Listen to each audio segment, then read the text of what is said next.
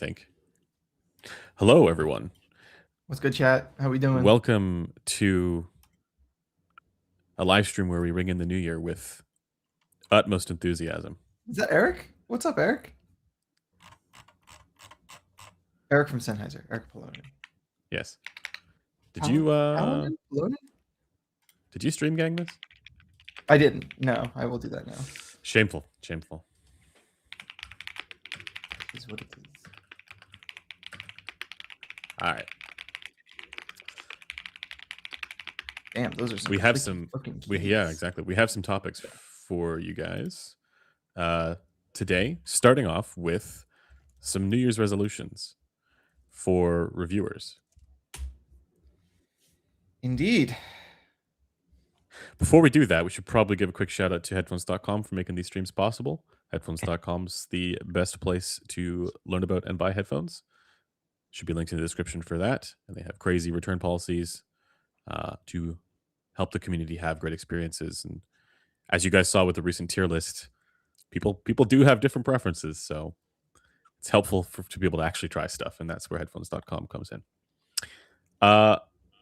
So New Year's resolutions. Let's start with that. I can go first if yeah, please. Has one. I'm just admiring Caleb's background. The background. I know, it's amazing. I don't know if we have an updated one, but yeah, here we go. Yeah. We don't. Very brand appropriate though.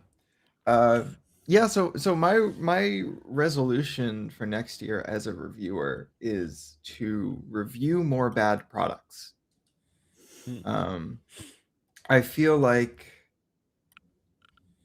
something that, looking back on my output of this year, has kind of occurred is that the stuff that isn't really good, I don't bother doing content about because it's not interesting to me either. But I do think there is utility in quality content about bad products, so people know to avoid them. Of course.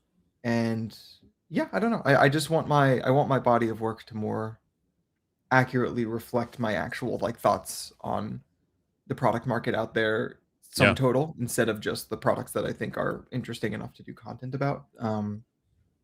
So part of that has been having that forum thread on our forum, where if you've been following, I've been posting a lot of impressions about things like IEMs that I typically would not have reviewed because, again, they're not super interesting to me.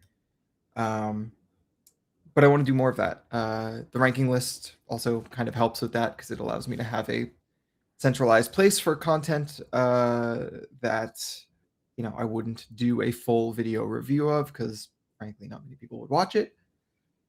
But yeah, that's basically what I want my next year to look like. I want my next year to look a lot more like what my actual opinions of the space look like. I feel like if you look at it now, it looks, aside from the ranking list and the tier list, quite positive in terms of the overall valence of it all. Yeah, like if you actually go back and look at the body of the products that you've covered, it tends to be the things that that are at least reasonable, if not good and interesting. Yeah. So no, you gotta now go full Kylo Ren. Yeah, so that's the thing. I doubt most of the people who are commenting on the tier list video probably are like, "Oh, you think you're not negative enough?" yeah, exactly. But yeah, genuinely, I do think that's a problem with my content output right now. Yeah, apart from the tier list, the content itself, right? And you also have a very you have a taste that is unlike the kinds of tastes that many other reviewers would have as well, right? So it's not just about negative products where you're okay, this isn't this Audivinas of the world that are just bad across the board, but also products that you particularly wouldn't find as cromulent as others might, right? Yeah, for example, I do in retrospect wish I had put out a review of the Zen's Top Pro. Yeah, that's a good example. Yeah. You know what I mean? A lot of people liked that. You did not, and that would have been a good counterpoint. And it wouldn't have been I think important to publish just because I didn't like it, but more because I didn't really see much all that different about it from all of the other similarly priced or less expensive sets. Like I don't think it's that much different or better than like a Daybreak or something. Um, or the ways in which it's different are not better. sure. Yeah. I mean Yeah, that too, yeah. but yeah. Sure. Okay. Reasonable. Cameron, do you have any other than to try and be less British, or maybe that's try and be more British? Yeah, Did I'm you try still to be thinking more about that British? one. No, Continue to mine be is to British. That's a good. review more headphones, like Yeah. headphone stuff, which, to be clear, isn't something that I've done less of because I didn't want to, but because measuring stuff has been a bit of a challenge when we don't all have like 5128s. But you guys should get subscribed because we have some very interesting stuff coming in the next couple of months, which will be related to this challenge. Is one of them to get better internet, or was it just me? No, that's a separate thing Oh, that I'd like okay. as well. But Yeah, we have some stuff in the save me, works. Jeffrey Bezos. Yeah, don't know how well we can solve that problem, but we do have some stuff in the works that's gonna. It's a very interesting data centric project. I'll just say that I don't want to give too much away, but it's to do with understanding how devices behave on real human heads better. So we're fired up about that. Yeah, we've basically cloned Cameron and removed his clone's brain, and we're gonna put microphones where his eardrums are. It's gonna be a Yeah. good time. It's like, Yeah. if you ever seen the film The Island, it's like that, but just specifically for growing ears. Mm-hmm. Caleb, any reviewer resolutions? Yeah, it's a good one. Actually review the stuff I've been procrastinating on. I've got like, I don't have it as bad as you because you actually get all the gear, Andrew. But there are a few products here that's been sitting around, and I'm like, it kind of hurts me that they've been sitting around. And an example would be the ADX 3000 and 5000. I've had it for like almost a year now, and it's taking up way too much know you space. I still had remember sending those. those. Yeah, it's been taking up like way too much space in my house, and I need to review it just so I can get more space back. But yeah, between all the different shows this year and then other, let's say, higher priority products, they kind of got put on the wayside, unfortunately. But in fact, my New Year's resolution is to get it done before like the first week of the New Year is over, and I'll ship it off, and I'm free of that albatross. Yeah, it's like going to the gym for 1 week and then. Yeah. Cool. So what's yours? Mine, yeah, I've been sort of thinking about this. Probably the most important one is to find a way to conduct live streams with fewer technical issues. That's Yeah. boring. Yeah, well, it's still true. No, I did have one that's maybe a little bit better. It's to care less. That sounds jaded and cynical, but it's rather the opposite. What it's not something specific to this past year that I've sort of come to realize, but just sort of this past year sort of reinforces a lot of that. It's that when somebody, likes a thing that I don't like, or vice versa, it's not some thing that I need to crusade against to set the record straight to fix the world about, right? Just because somebody likes a product that I think is bad, that's okay, so yeah, that's where my New Year's resolution goes, right? To care less about that kind of stuff. I mean, I think for the reasoning for that would make sense from a theoretical perspective, because the reality is that you don't know what's going on their head. You don't know, you know, where their attention is going, the spectral content that they're listening to. You don't know how they attach, meaning and value to the various frequency combinations that they're getting at their eardrums, and all of this could differ from yours.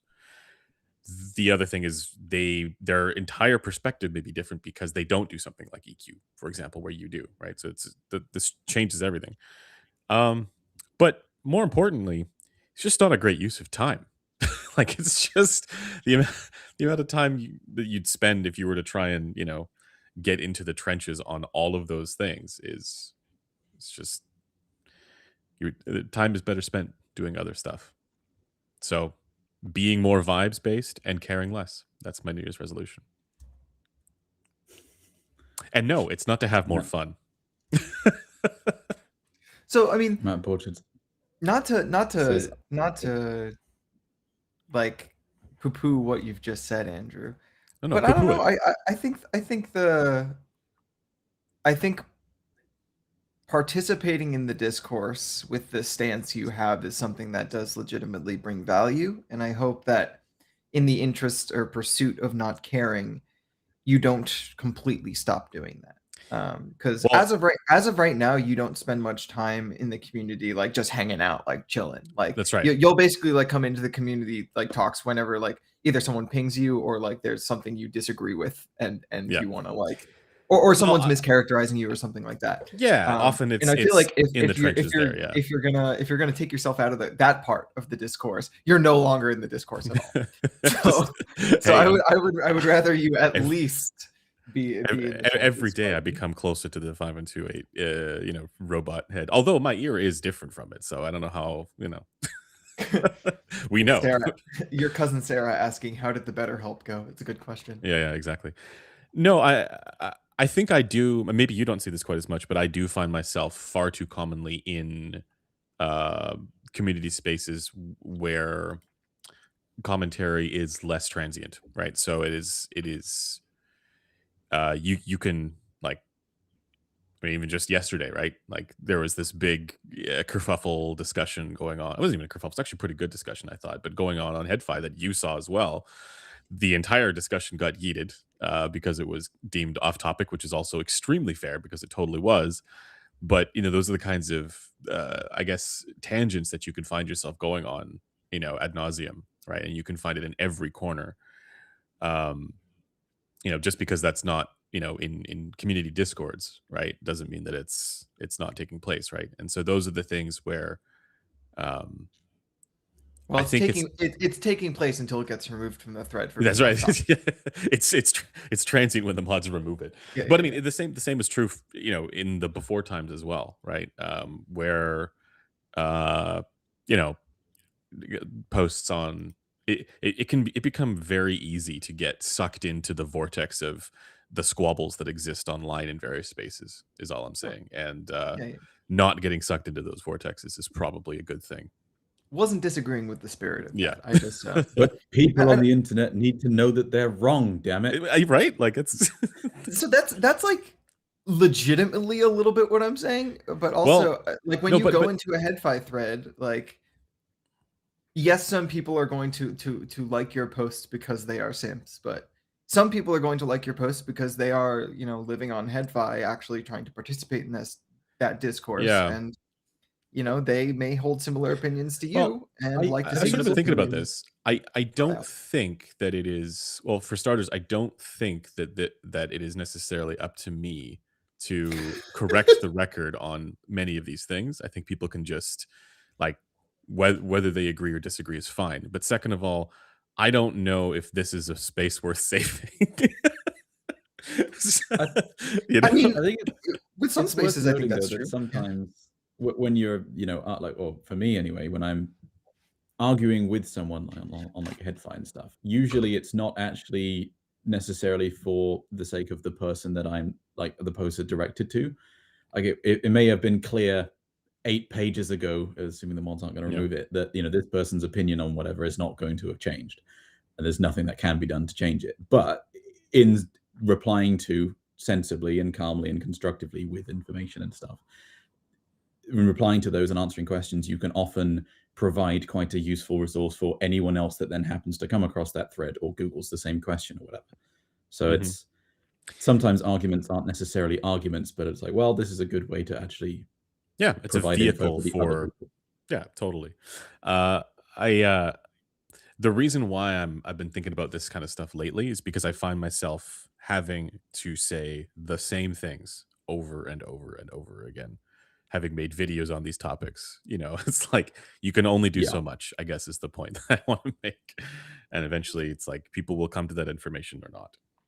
Or people will think that you have, I mean, well, we were talking recently, like people will assume that you have an opinion on something or do things a certain way or think a certain thing and then repeat that or criticize you for it, even if you've gone, I literally don't think that, and I made a video or 3 videos explaining that that's not the case. That's like, that's the well, I most ain't annoying reading all stuff, that. for sure. So yeah. Yeah, there is only so much you can do, and unfortunately, people that disagree with you are quite unlikely to go and then watch the other stuff you put out, even if it does happen to pertain exactly to whatever it is they are mentioning. Yep. See, I actually think that Griffin is one of the most philosophical on here. Nah. Talking about not perceiving objective reality. I mean, Nah. you almost waded into the critique of pure reason by accident. You tripped and fell and landed in philosophy. I don't know what you're talking about. There's no evidence of whatever you're referring to. So we can just move on. Griffin-esque. Is that a Kafka-esque reference? Yeah. You like. All right. Any other New Year's reviewer resolutions?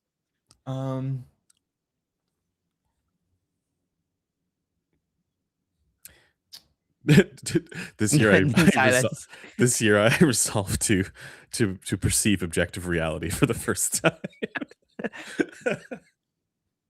Finally. It's I guess reasonable to aim for. I don't necessarily see that coming to pass, but I guess we'll see. Yeah. Nick says I'm giving Squidward vibes today. Thanks, Nick. Oh my god. No, I mean, you could, if you wanted to, you could go full villain, right? Like, basically anytime somebody, comes along and says, there's a Reddit thread on somebody excited about their DT990, you can come along and be like, D tier into the bin. So what's it? No, I'm not even gonna touch that one, man. All right. Should we move on to the next topic? Sure. Yeah, if no one has anything else. Cool. Actually, so actually, one more, which is I want to test some more speakers. I'm giving up hope on magically being able to acquire a Clipple and being able to do that. So I'm just going to review some stuff with what I can do. Well, you have a UMIC, right? Well, yeah, but I don't think putting in room measurements is necessarily going to be the best way to do it. I actually think that could be actively detrimental. Sure. Okay. Wow. Just don't use any measurements at all, man. It genuinely might not. But yeah, unfortunately, measuring speakers. Well, it's not that it's hard; it's that it's expensive. Yeah. So. All right. Well, we can move on to possibly the most topical of the topics. Are tier lists bad? Yes. Yeah, they are. Yep. I think we're all aligned on that, so we can go ahead and move on. Do a tier list, and they're all F tier.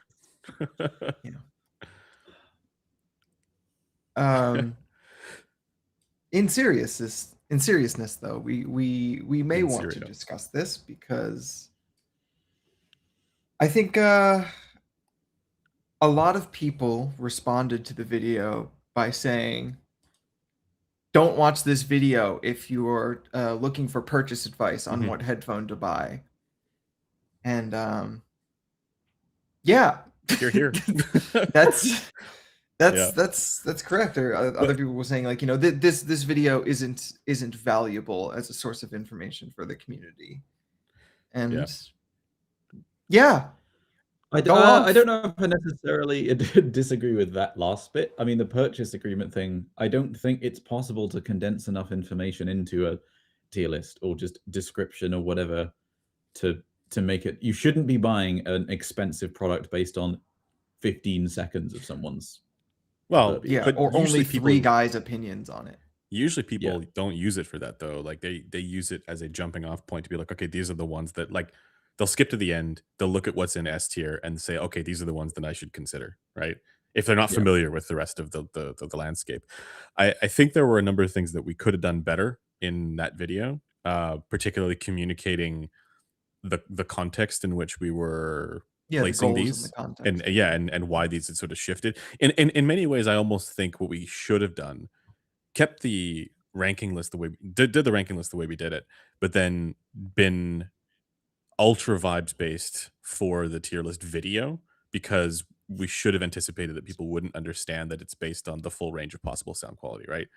Because if you look at even our ranking list, there are products where individual categories score very highly for us individually, right? I'm not I don't sure it think would have that was changed the if it was issue. vibes based. Sorry, go ahead. No, I don't think that the not understanding the spread thing is the issue. I think it's just that people, whichever headphone it is they're like, no, this should be A tier.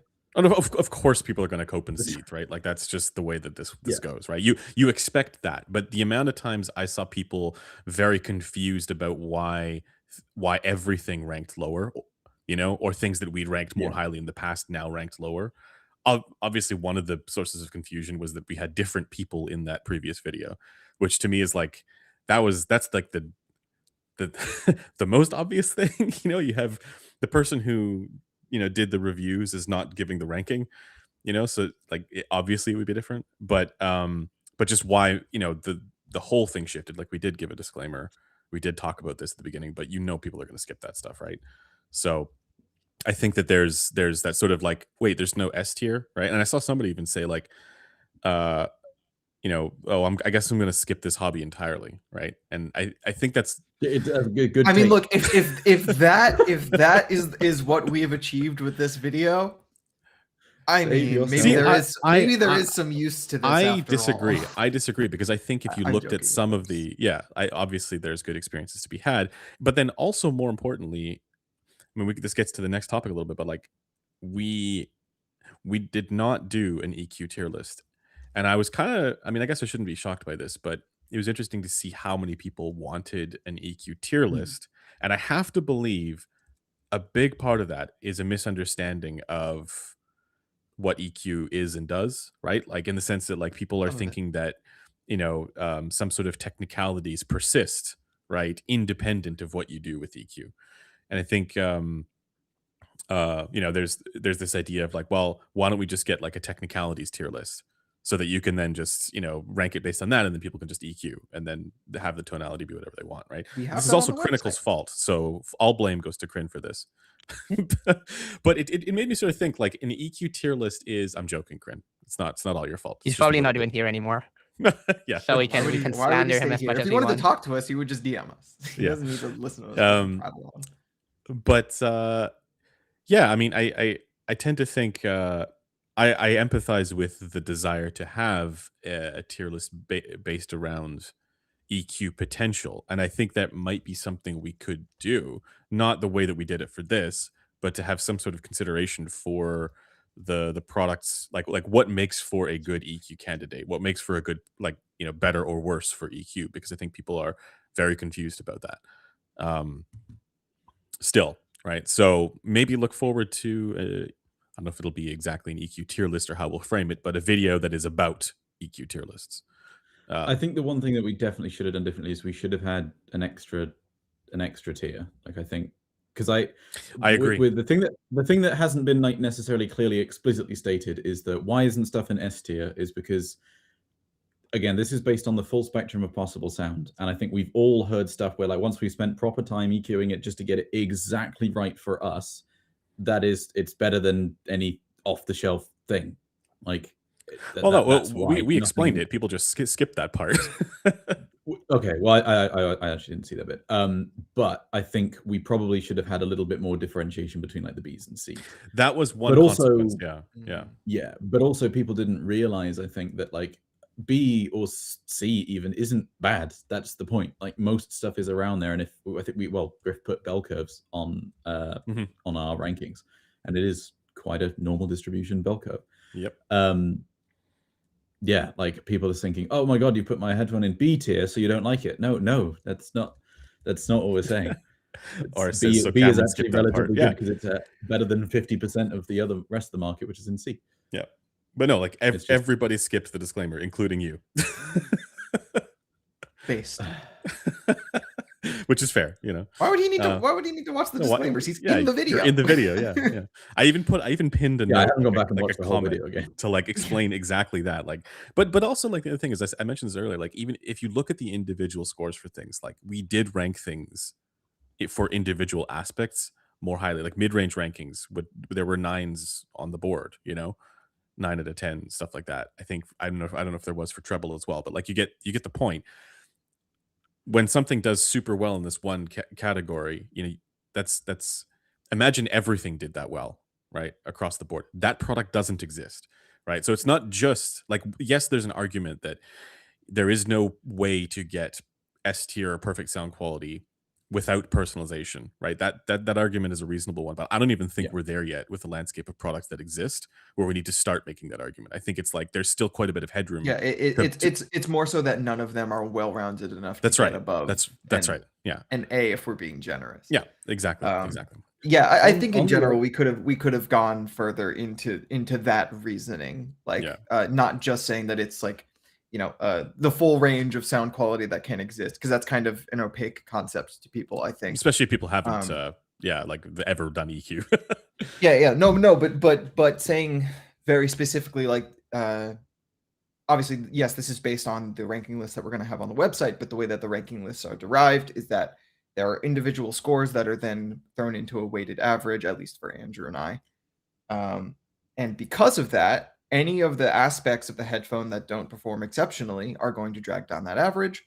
And most headphones are not exceptional all around. The HG600 has a fantastic mid-range, not that great in the bass, not that great in the treble for a lot of people. And that's basically the story for most competent headphones, is that they'll do one or two things really well, but not all of them. And frankly, like something like the D1 being ranked very highly isn't because we like it the most out of any of the headphones on our lists. Like, I don't think any of us has it compromises in the number least. one position. It compromises the least. It has the least downsides. Yep. So I do think that could have been communicated a little bit better to people. But Shamwelza also, there was hardly anything in F, but again, for the same reason. It's like, even though there are, I really don't like some of the Bear Dynamic headphones. I think that they are very bad headphones, but then they're not even close to as ungodly awful as the Audivina is. Like, there's a spectrum going on here, and so it's not fair to put those things in the same bin. Yeah, and there were ones that we didn't rank that we probably could have, like the Andover PM50. It's like, is anybody going to buy that headphone in 2025? No. So nobody's even considering that, right? Most of the headphones we were talking about were from, not utter trash. Yeah, like this category. I mean, to be clear, we missed a fair few headphones, and that's because, little behind the scenes peek, I put most of that together. Andrew and Cameron would add things that they remembered. There's been a bunch added since, but a lot of that was limited by my memory, the things I've tried. So if we missed headphones, my bad, 100%. I recently gave the list of headphones to Kyle because he wanted to do his own little ranking list, and the number of headphones inflated from around 160, 180 to 500. Because Kyle is a crazy person who has notes for all of the headphones they've ever tested, but also has just been doing this for 3 times as long as I've been doing it. Now I haven't heard any of those headphones, so most of those headphones aren't going to be added to my list anyway. But it's just very down funny to do a 24-hour recording session for the next right? If we actually did all the headphones out there. Yeah, but it would with have that to said, be very long. There were still some relevant ones that we missed that had been since added, the Stax SR07s and the FIO FT7. I think was the very big glaring omission. Exactly, not this year. It was fairly positively received. But that's on me. I didn't hear that headphone. I haven't really thought much about it. So those are up for folks. Those are added now, at least in my ranking for the ones that I heard. But there will be more, I'm sure, that I'm like, oh yeah, I forgot that one, and it's still relevant, So there's a comment in chat here from Matt saying, I have no idea how you can keep that many headphones straight in your mind. I think that's the other reason why Careless probably aren't great, because it's all just memory, right? No, conveniently though, there are a couple of things that help with this. One is if they are headphones that we have done full reviews on, that actually sort of crystallizes the perspectives quite a bit more on them, But the other thing is, like, if we have data that we're quite confident in, that is, I mean, these were vibes based; they weren't based on measurements, right? But it is a way to be like, oh yeah, that's how that thing performs, right? And you can remember it a little bit more easily. Um, and I Yeah. guess lastly on that is, like, if you are somebody who keeps notes, it's helpful, right? Like, even if you're not doing a full review, if you're like, okay, this one sounds like this to me, or I didn't like this about it, um, you can maintain that. Yeah. No, I mean, I'm not saying it's like 100% five based, right? Like, cause like definitely, you take your notes, you do your reviews. To your point, if you have good data, you can put something together. But I think the idea of doing every product you've ever had, like 600 headphones or however how many it was in the 150 something like that, that becomes challenging, I think. And goes to why I think that a reason why we do tier lists because people want to see them, but it's not really something that should be taken super seriously. Yeah. To Yeah. be sorry, just to be clear in chat, Awab said, "Did you do PC38X?" I said we did not. Again, I haven't heard it. And then Andrew said C tier. No, So- it's fine. It's but since there's no delineation of who's who, I just want to make sure that's clear. I'm not ranking something I The haven't heard. council has decided. yes, exactly. It is C-tier. Yeah. Yeah. I think the other thing of this whole tier list discussion though is that, I think like anything in life, there's things that are really bad, things that are really good, and those are like kind of rare, right? Like most products are like kind of in the middle, right? And so there shouldn't be, the expectation that we have like a ton of stuff in S tier every year. Yeah, I used to do this thing where I had a. This is before I tried to dabble with scoring systems, whatever else. But I used to have this rubric where it was most things are bad, some things are good, few things are great. I think more realistically, most things are okay. Most things are okay. Some things are good, some things are bad. Few things are great, few things are terrible. But if you look at the full spectrum of like all the things that you could potentially consider, yeah, there's a lot of trash out there. Yeah, I'm gonna be real. Like as much as what Andrew would call the harumph contingent was very was out in full force. Oh, yeah. In the comment section, I do think it was a video I'm happy we did, and one that I think the effect, especially going forward from here, is going to be positive. Despite losing half our audience. No, I don't think we lost half our audience. Like I think most of the people who show up to watch that video are not our regular audience. Yeah. Anyway. There was a bountiful reaping of copium from this. The harvest was Well, bountiful. yeah, but also I feel, and this is the difference between me being outside, not being part of the firm in 2023 when you guys filmed the one with Doug, and Yeah. the difference between that now. I felt like as an audience member, one of the most devoted out there, watching that video, your shit wasn't represented. I was so mad. Not because I necessarily disagreed with all of your opinions, but because I felt like the process of doing what you did in that video, which is valid, ranking based on what is out there. Mm-hmm. Ranking based, this is the best headphone out there, so it's an S tier. Well, I've been thinking sensible, about this. But I feel like in terms of the discursive power that it can have to like make things better, I feel like doing that kind of gives some companies license to say, "Oh, okay, we're good. We're in A tier. We don't need to change anything."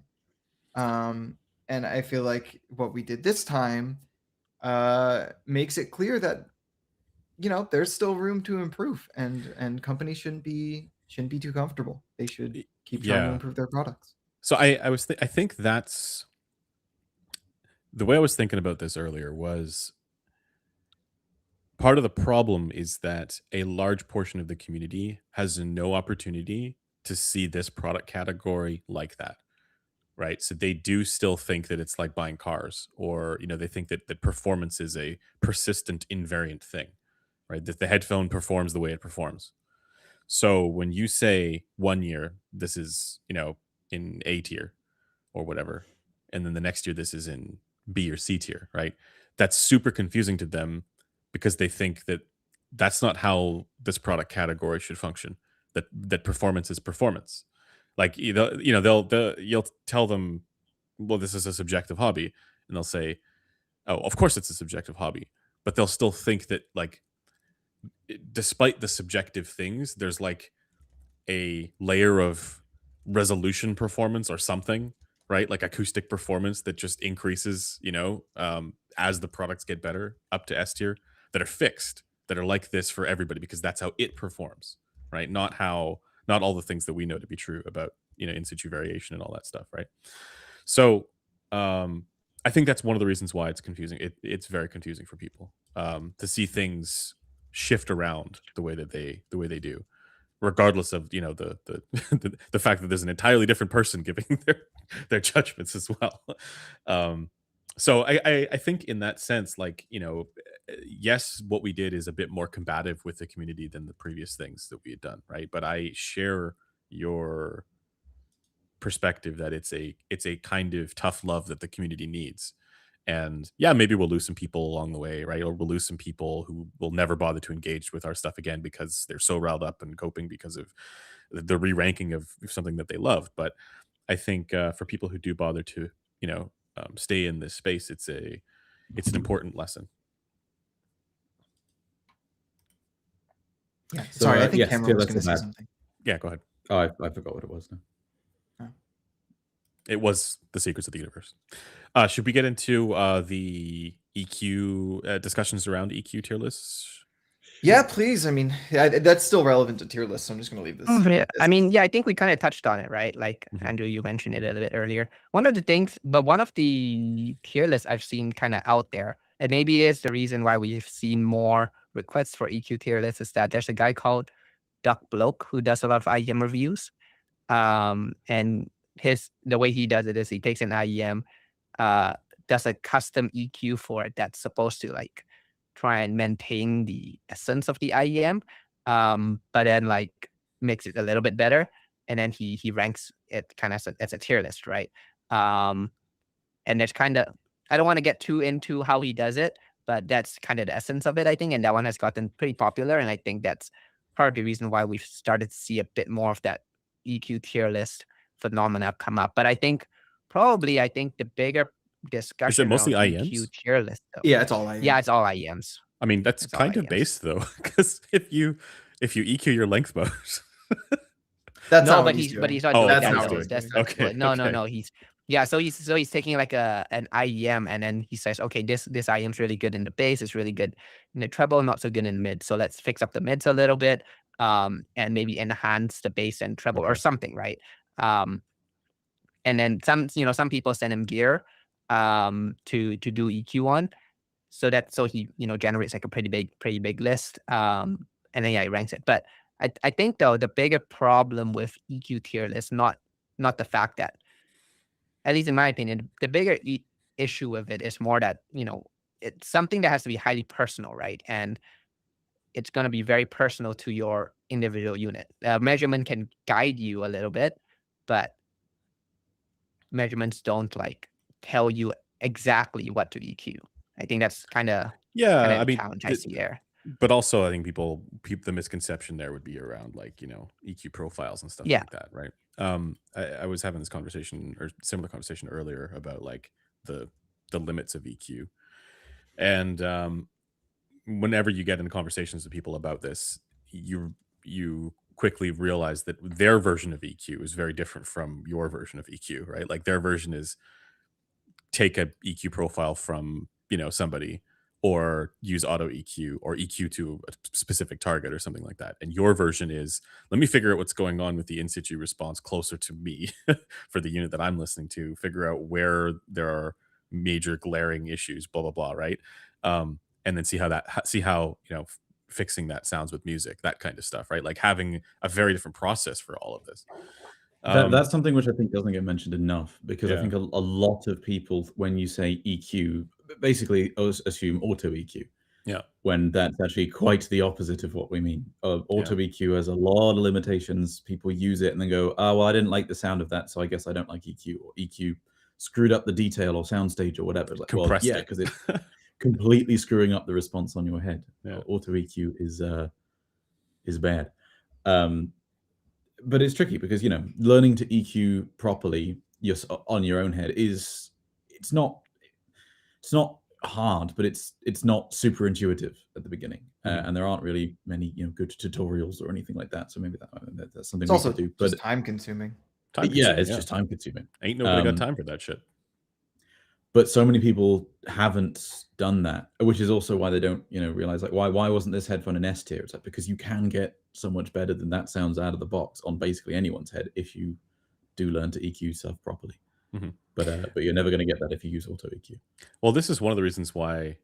I mean, I think the idea of like a length mode free tier list for IEMs actually would be interesting to me because then it's like that's technically an EQ tier list, but in a way it's not, because if you just delete your length mode and that's it for all IEMs, now There's more than one length mode. Of course, but you know what I mean. The primary, the first one, not even technically the secondary one. Yeah. You know, then you know you're able to actually like hear the rest of the IEM, like the rest of what's going on with the IEM without that issue, right? And then it probably changes the goodness and badness of a product. At least for me, it would. But yeah, that's not what people are doing. So when it comes to what people are doing, I actually feel like our chat here has very kind of clearly delineated what the thought process, if you actually take it to its step-by-step process to its conclusion, would look like. D536K32N says IEM with EQ tier list means that everything will end up in S tier, and it's the same for headphones. So like, yes. So what do people expect us to do? I disagree. No, it becomes a. Let me get to the next. Okay. Let me get to the next part. Oris then says, because the question, he is right. The first poster, like if you spend enough time on anything, it becomes an S tier thing with EQ. So then the question is, okay, are you going to enforce a time constraint? So Oris says, rank EQ tier list like this. How fast can you get the HP/IEM, headphone or IEM, to 10 out of 10, speed run any percent? But it's like, do people actually want, like when people ask for an EQ tier list, is that actually what they want? I don't know that's actually what they want. It's not what they want, but this is what I was sort of saying to people who were requesting that, which is that, you know, EQ tier list becomes an ergonomic and mechanical design tier list pretty quickly. But I do think there are like there are a couple of different ways to go about doing that. We were sort of joking maybe we could do this for April Fools, where every headphone gets S tier, and then the exceptions would be like the focals with the clipping issue. They get D tier because they're excursion limited. Everything else is S tier. But yeah, obviously like that doesn't make sense. But I think I've always had the line of, you know, it is a better headphone where all you have to do is add a bass shelf than one where you have to go, you know, doing all the crazy spider milking in the treble. You know, if the treble's already good out of the box, if the treble's already an 8 or 9 out of 10, you know, yeah, buddy. That is La Puta. No. La Puta. Skyland. I have one here as well. I'll be doing a live stream on that probably tomorrow. Or not, maybe tomorrow or maybe Friday, I'm not sure. But yeah, so basically that's exactly the point, right? If you have a headphone that is like, you know, 8 or 9 or 10 out of 10, I mean 10 out of 10 is asking a lot, but you get what I mean. If that scores really well in the treble, that's, you know, and all you need to do is add a bass shelf to get it, you know, to be a 9 or 8 or 9 out of 10 or whatever. That's better than a headphone that has the bass profile that you want, but is super fucking scrungly in the treble, where you got to put in like 14 different filters to, you know, fix that shit. And so for me, that factors into the idea of an EQ tier list, where I would be able to rank it based on ease of EQ. Another factor would be, how likely is this EQ going to propagate or the same way for other people with that same model of headphone? and this is where things like acoustic impedance, openness, positional consistency factor in as well. You have headphones like the Unveiled series from Hi-Fi Man that are going to do extremely well for that. But yet even if they might require We more conjecture. we can, well, yes, but yeah, well, at the very least, positionally consistent. That is a fairly easy one to confirm. But it's not just those. I would say it's better to characterize the opposite, where all closed backs would fail. Yeah. The ones where at the very least we know there is massive scrungle to do with acoustic impedance and are positionally fraught with problems. It's interesting though. You say all closed backs. I actually think that the bigger variable there is probably like positional consistency. I mean, they're not good for that though. I know. I'm just saying, like, as a variable, because you can also have open headphones that are very bad for that too. Yeah, I mean, like HD800S changes a hell of a lot depending on position, even though it's well, but it has limited to really. But impedance. I guess my point there is like there are some headphones where you have like pad compression that's so massive where the range, Oh, whether right. it's open back Okay. or closed back, where the range of possible sound is so massive that it's like, how are you supposed to know what that is for people? Whereas even the HD800S has really thin pads, and that actually helps. I also just want to say HD800S, it mostly changes due to the driver's position relative to your To ear. the ear. Yeah, It's not yeah. changing that's- because the that's what I meant. size of the front volume is Yeah. changing. Okay, which yeah, no, I'm this is what thinking, like, happens a lot on like closed yeah, back headphones or position closed front information. headphones. Yeah. And even things that are of a higher acoustic impedance, like the, for example, Sennheiser HD600 relative to the HD800, they will have less positional variation, but it's because they have smaller ear cups. You can only position them so many ways.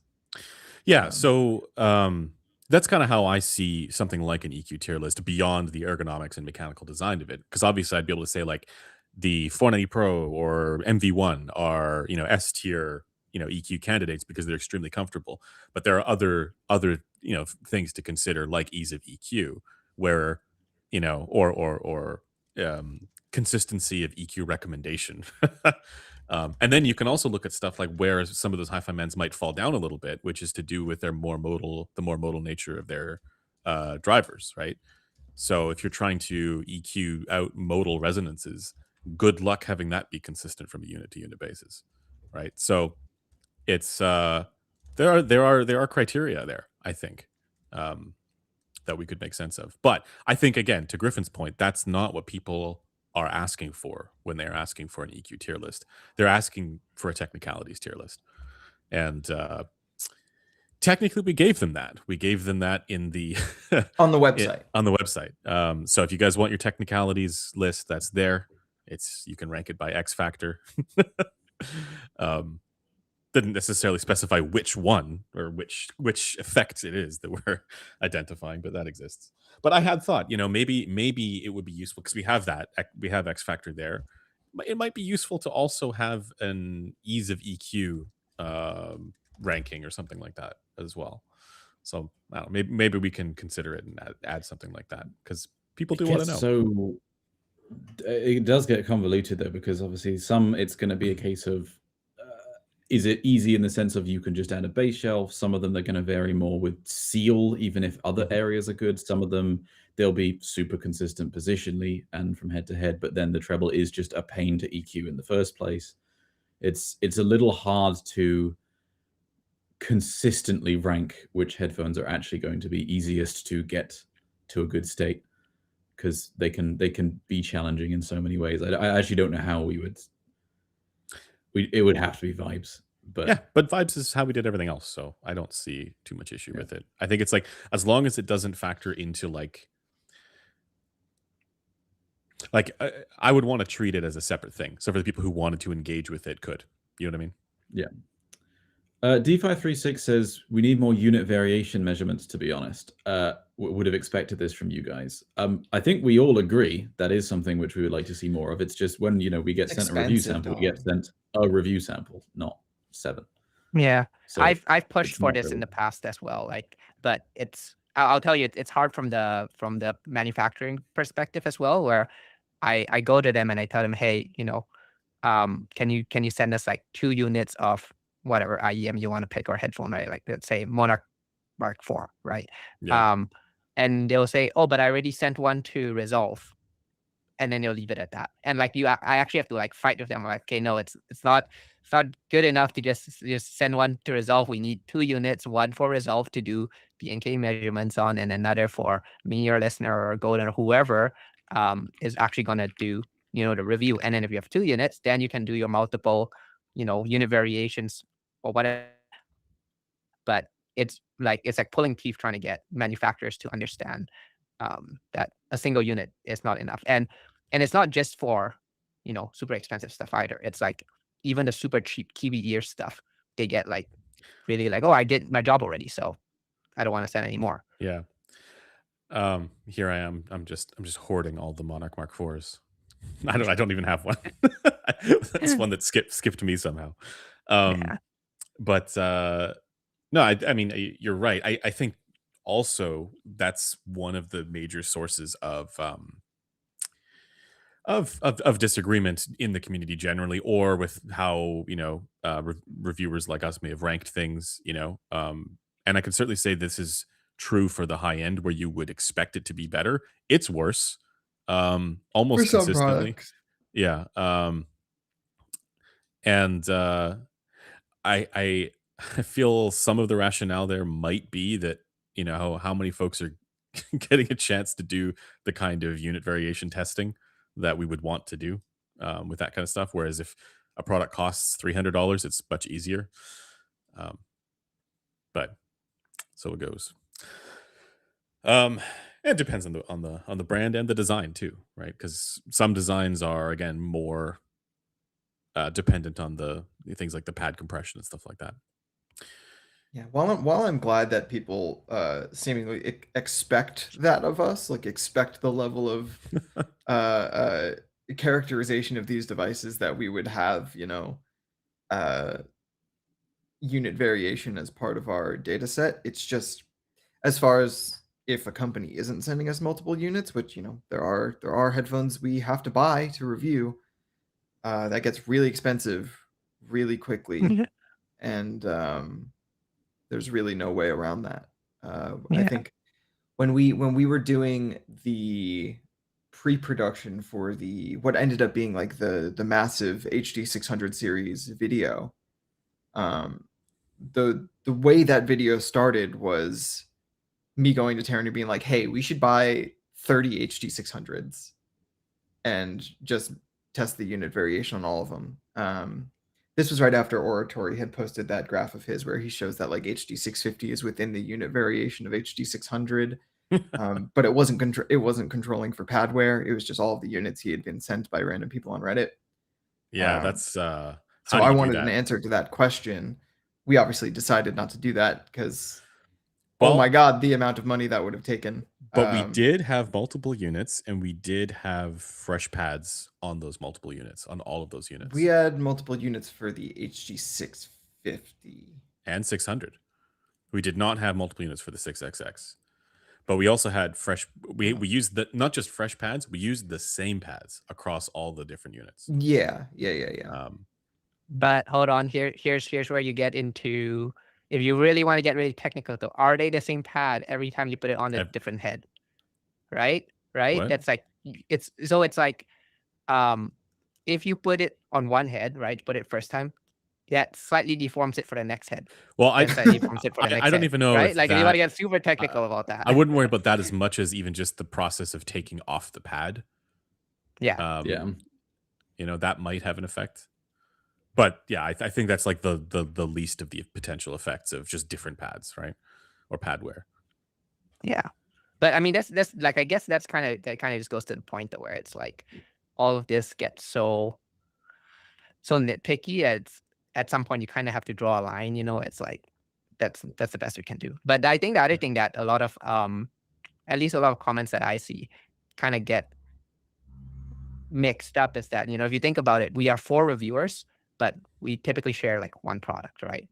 And so when people complain about like, well, where's this product for this review or whatever, sometimes it's just we straight up don't have access to it. Oh yeah. Right.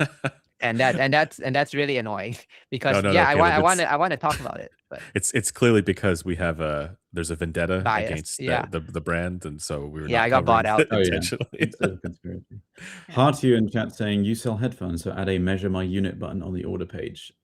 It would be cool, but the problem is that Resolve is not in the same place as the warehouse, so the headphone would have to get shipped to Resolve, Well, probably going through custom stuff, and then Resolve would have to spend. It's not super quick to measure headphones. It's You don't not just even buy about that though. components and Like go. we can do that. In theory, we even talked about doing this when the other guys were in Vancouver as well, about setting up a bespoke measure your headphones station. Right.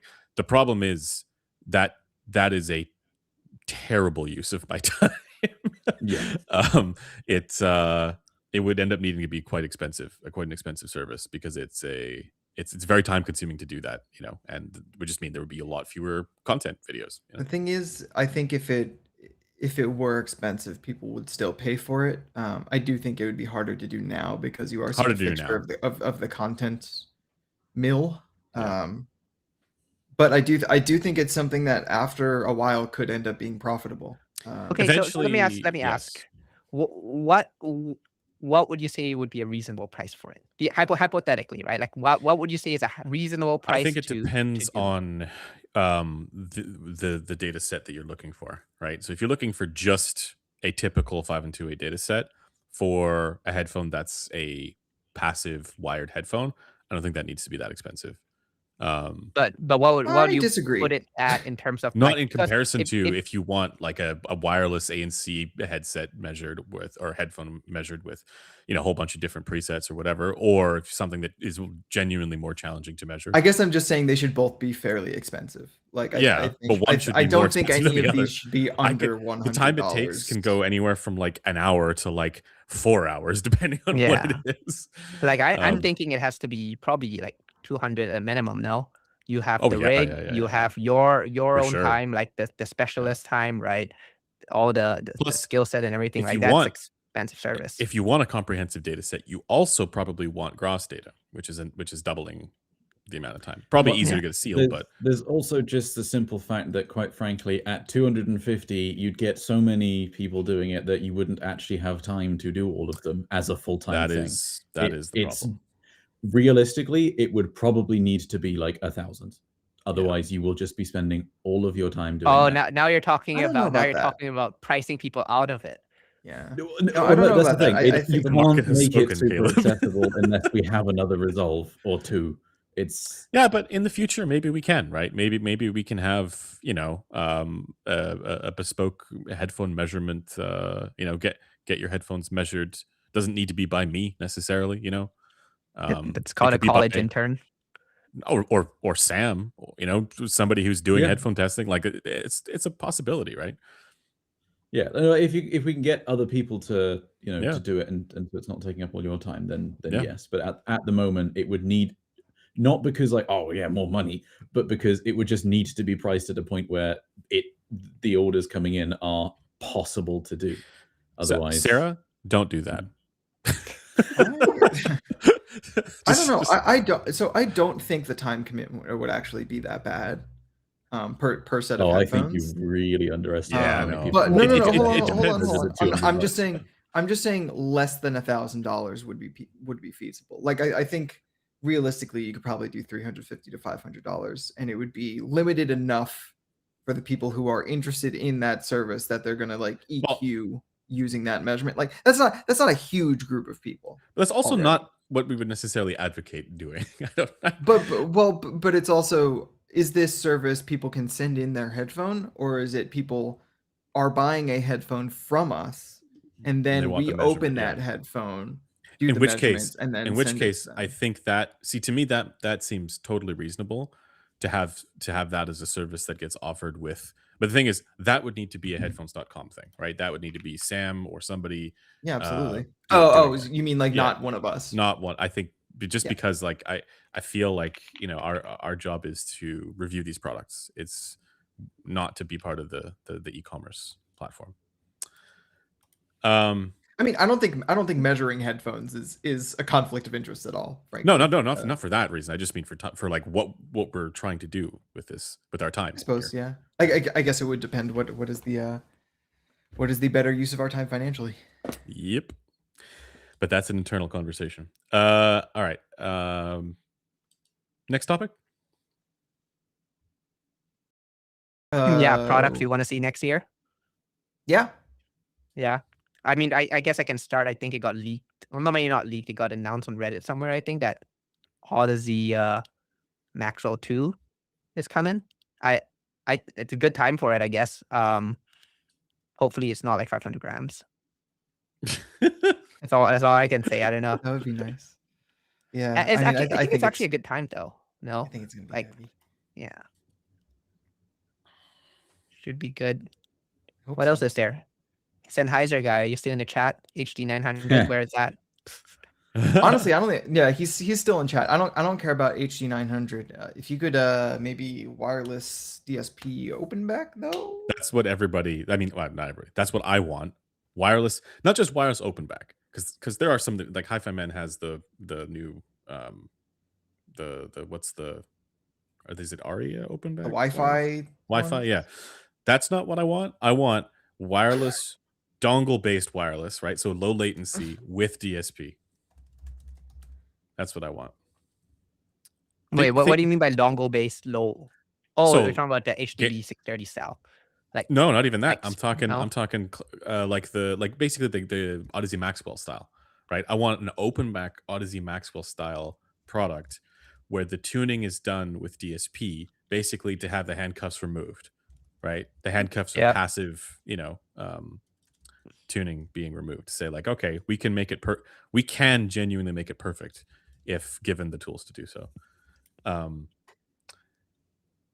And I'm actually quite encouraged by products like the HDB 630 coming out, and I hope, Eric can let us know, but I hope doing well.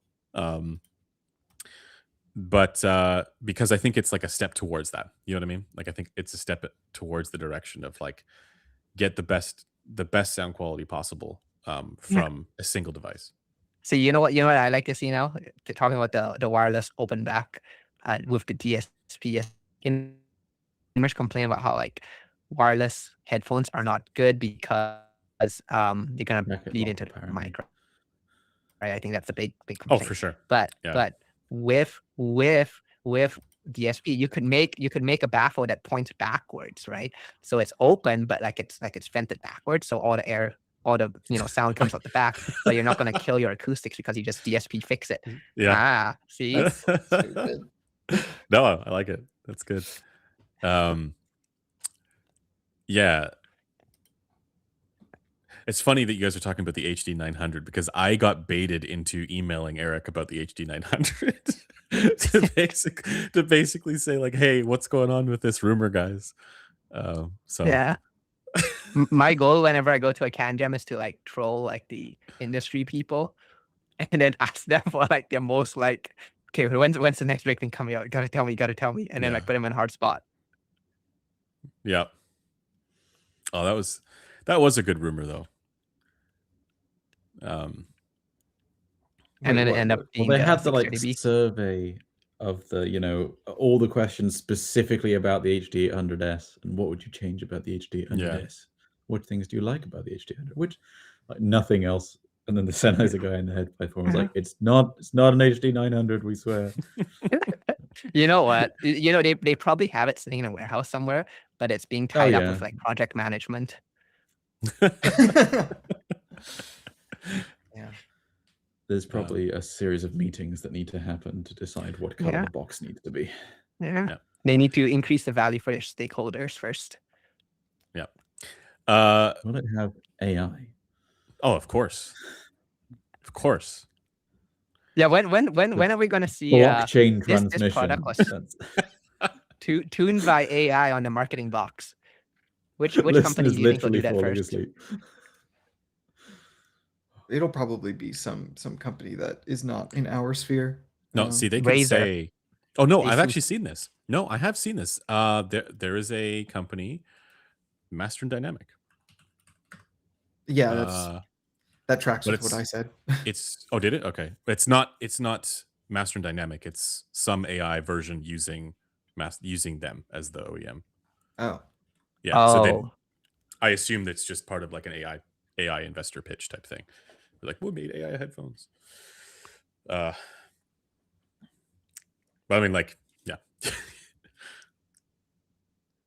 was thinking another one. You could do it so that just the box art is created with AI, and then call it the AI headphone. Okay, hold on. Back to the topic. Yeah. Like, is there something specific you guys want from headphones next year? Okay, like a Well, specific. are we talking conceptually, or are we talking like the product, like tangible product? Either or. I want tangible products. Like think of a specific product, and then what you want changed about it, or like done differently.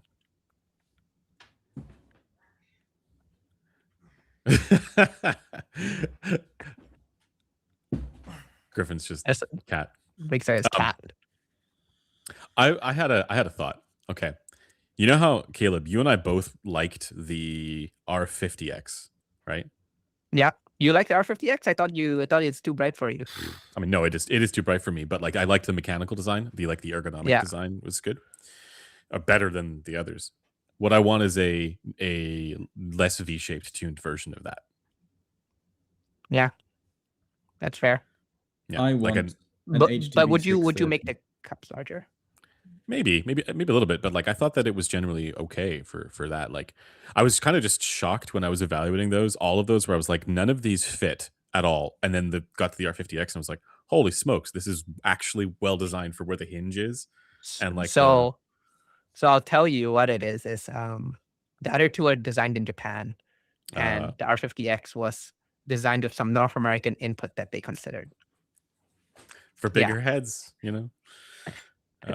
But yeah, like that's I liked the mechanical design of that enough where I want a neutral tuned like a non V-shaped tuned version of that. Yeah.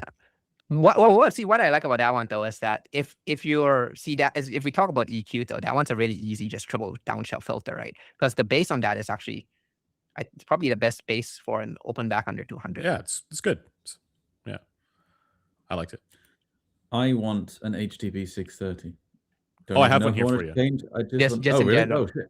Yeah, still sealed in box. Still not heard one. Well, I mean, Sennheiser's in the chat. Maybe they could just send one over.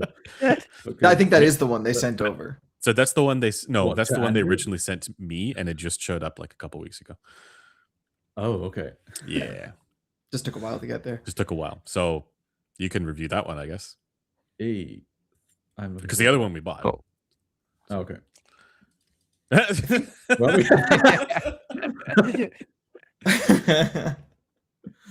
oh dear. Yeah, Mark, that's exactly how that works. I'm like Oprah. All right. Well, if the HDB 630 fits me properly, it's already a step ahead of the Batiste. Because my biggest issue with the Batiste is that like I've got a big head, and so on the max adjustment, it does really dig in on the top after a while. I can't wear them very long. Yeah, like max adjustment. Get a haircut. Oh yeah, that looks like it's going to be a lot better. Oh, Bose Gen 2 versus PX8 S2. Who wins? I haven't heard the S2 of the PX8, but I would be shocked if it isn't the Bose Gen 2. Yeah, that's my bias show. Yeah. As far as what I want in 2026 for like over-ear headphones, I would really like something like the Hi-Fi Man Edition XV, but maybe sacrificing a little bit of bass extension to like get rid of all of the modal I was just going to say distortion that the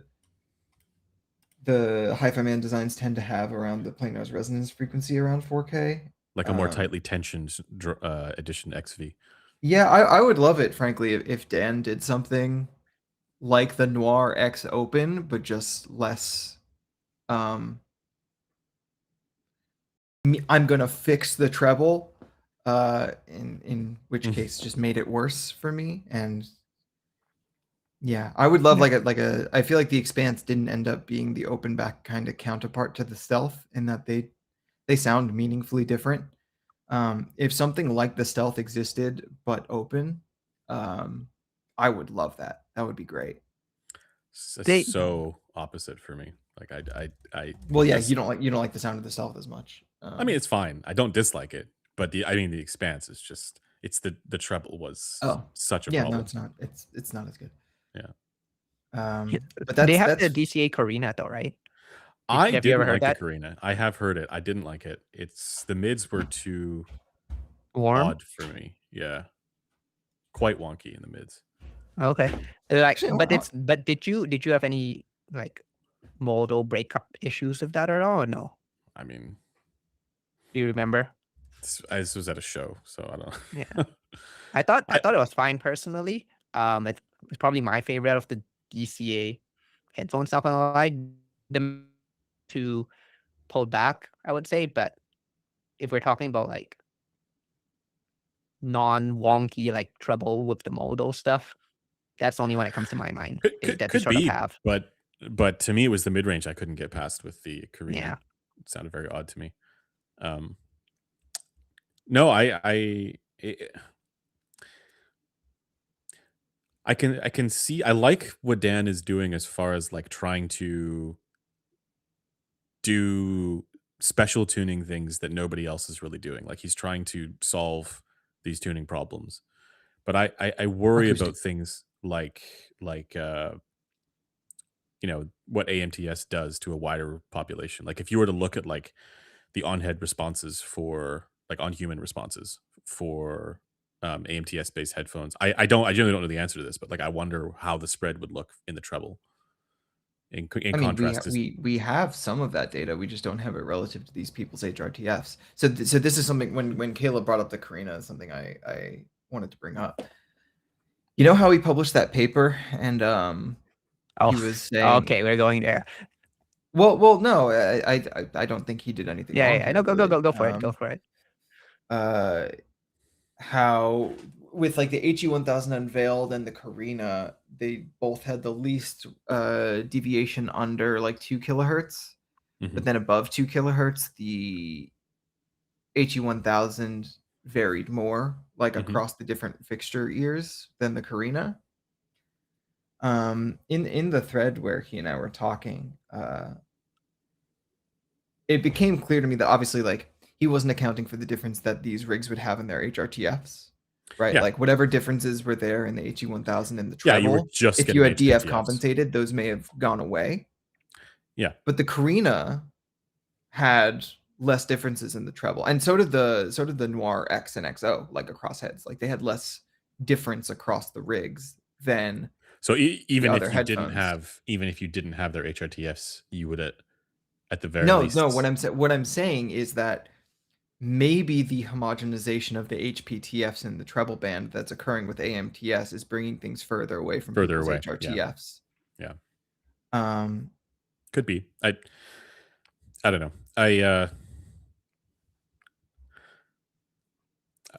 It's one of those things where at the very least, like my one single data point seems to be that like something can measure extremely smooth with AMTS does not sound smooth to me. All of the AMTS stuff works great for me except for the Noir X and XO, and that's because he purposely added air. Air, yeah. Well, that's a separate thing, right? That's not just. Well, that wasn't AMTS. That was his judgment. But the same, I was gonna say the same was true for Blaine, because Blaine came to visit. This was like I want to say at least a year and a half ago, maybe 2 years ago, and we had a bunch of the AMTS based headphones in multiple units, and we did exactly that testing, and we found, the way we heard them was nothing like how they measured in the treble.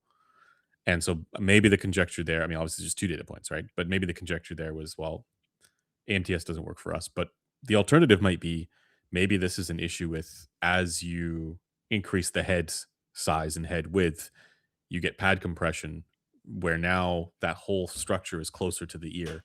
And this is changing the response. So hold on a second. I guess what I'm saying is it could be it's an ear proximity thing. Maybe I'm completely wrong here, but my understanding. Go ahead, Caleb. Did you? Yeah. Oh, sorry. Yeah, I thought my internet cut out there for a second. It did. What I was thinking was, is like the way my understanding of that is kind of like so the AMTS basically, it does the waveguide stuff, right? And looks like it measures super smooth on the graph, right? Waveguide is not the term and I would it's use. effectively doing that by basically resonator. or whatever it is, right? It's effectively it's effectively doing its resonance thingy such that it looks really smooth on the graph. But if you put it on a head, all those wave resonance guider thingies kind of go misaligned, right? So it's kind of like Well, we don't know, if you have two like to be sine fair. waves like perfectly colliding. Well, we don't know, right? But at least my understanding of that is that that's kind of it, where you have, it's like ANC, right? Where you have like two sine waves supposed to cancel each other out, but in an imperfect scenario, it doesn't cancel each other out, and Well, it sounds kind of weird. That's the way I'm thinking about it. I don't know if that's true or yeah, not. the way I think about it is more like it's just a really sophisticated way of tuning passively. Because you could do this. Like there are other ways to do this that are not as sophisticated that people use all the time. I mean, another example would be Quirm, right? The quarter wavelength resonator mask, right? These are just ways of modeling and tuning. And I think it's great. Another possibility is just that the rig ears don't align with, they don't match. We know they don't match with the human population. So the HPTF trends might look great for that, and not so great for us, and that could be the end of the story. Well, I don't know mean, that it needs to be a yeah, specifically complicated thing. yeah. Like, I mean, what you just said there kind of hits at it though, right? Like the rig ears don't match the human population, but you're comparing it to you and Blaine, who are not the human population, right? No, quite far off Big. the average, I would say, of normally large heads. So I think that's probably, I feel like, that's probably the biggest, one of the biggest challenges, right? Because we all, like, all these rigs are built on the idea of the human population, but they're is built the on a average data person set, right? You're right. That tries to approximate the human population, right? But here's the question: is the average person the average population? Well, certainly the data set is not exhaustive, and it is not a complete indicator of. Yeah. But so let's say, like, they're theoretically limited, though, right? right? Theoretically though, let's say you take 7 billion people on Earth and you make a perfect human population HRTF based on that, right? Would the average person on their street match that HRTF? And I would argue probably not. The thing is, rigs fighter aren't trying to approximate the average person. They're trying to approximate average geometry, which is different. Yeah. And But it's like there was a fighter jet. I don't know. I can't remember which one, but they measured tons of pilots and stuff to get average width here and shape. And that was the paper that Caleb sent, I think, right? Oh, it might have been. I'm not sure. The article, years ago. But then the final thing ended up fitting no one. Yep. So it's entirely which possible. is once again why EQ is king at the end of the day. Yep. All right. I'm not done with. You're not done with the topic. Yeah. Okay. I'm gonna let you finish, but yeah, I mean, we got sidetracked with all the DCA and. I just meant our conversation as caused our good friend Sennheiser to leave the chat. So we're scaring people off already. No, but the other thing I want to see is more. I'm a broken record, but more variation of cool shit in the IEM sphere. The Andrew's not going to agree with me here, but I would love to see more things like the ZGAT Lush, like things that are not specifically a single type of tuning, but going for something that offers a unique presentation, like something. I don't know any other IEMs that are tuned like that. Sorry, what? I'll meet you in the middle on Volume S. I mean, I don't really think we need more signatures like that. Like, I feel like what was cool about doing something a little bit different, but not that different. But so here's the question: do we perceive it as IEM slop because we have a lot of IEMs coming out and headphones don't have a lot of? We just don't have a lot of headphones coming out. I don't think the comparison to headphones really matters.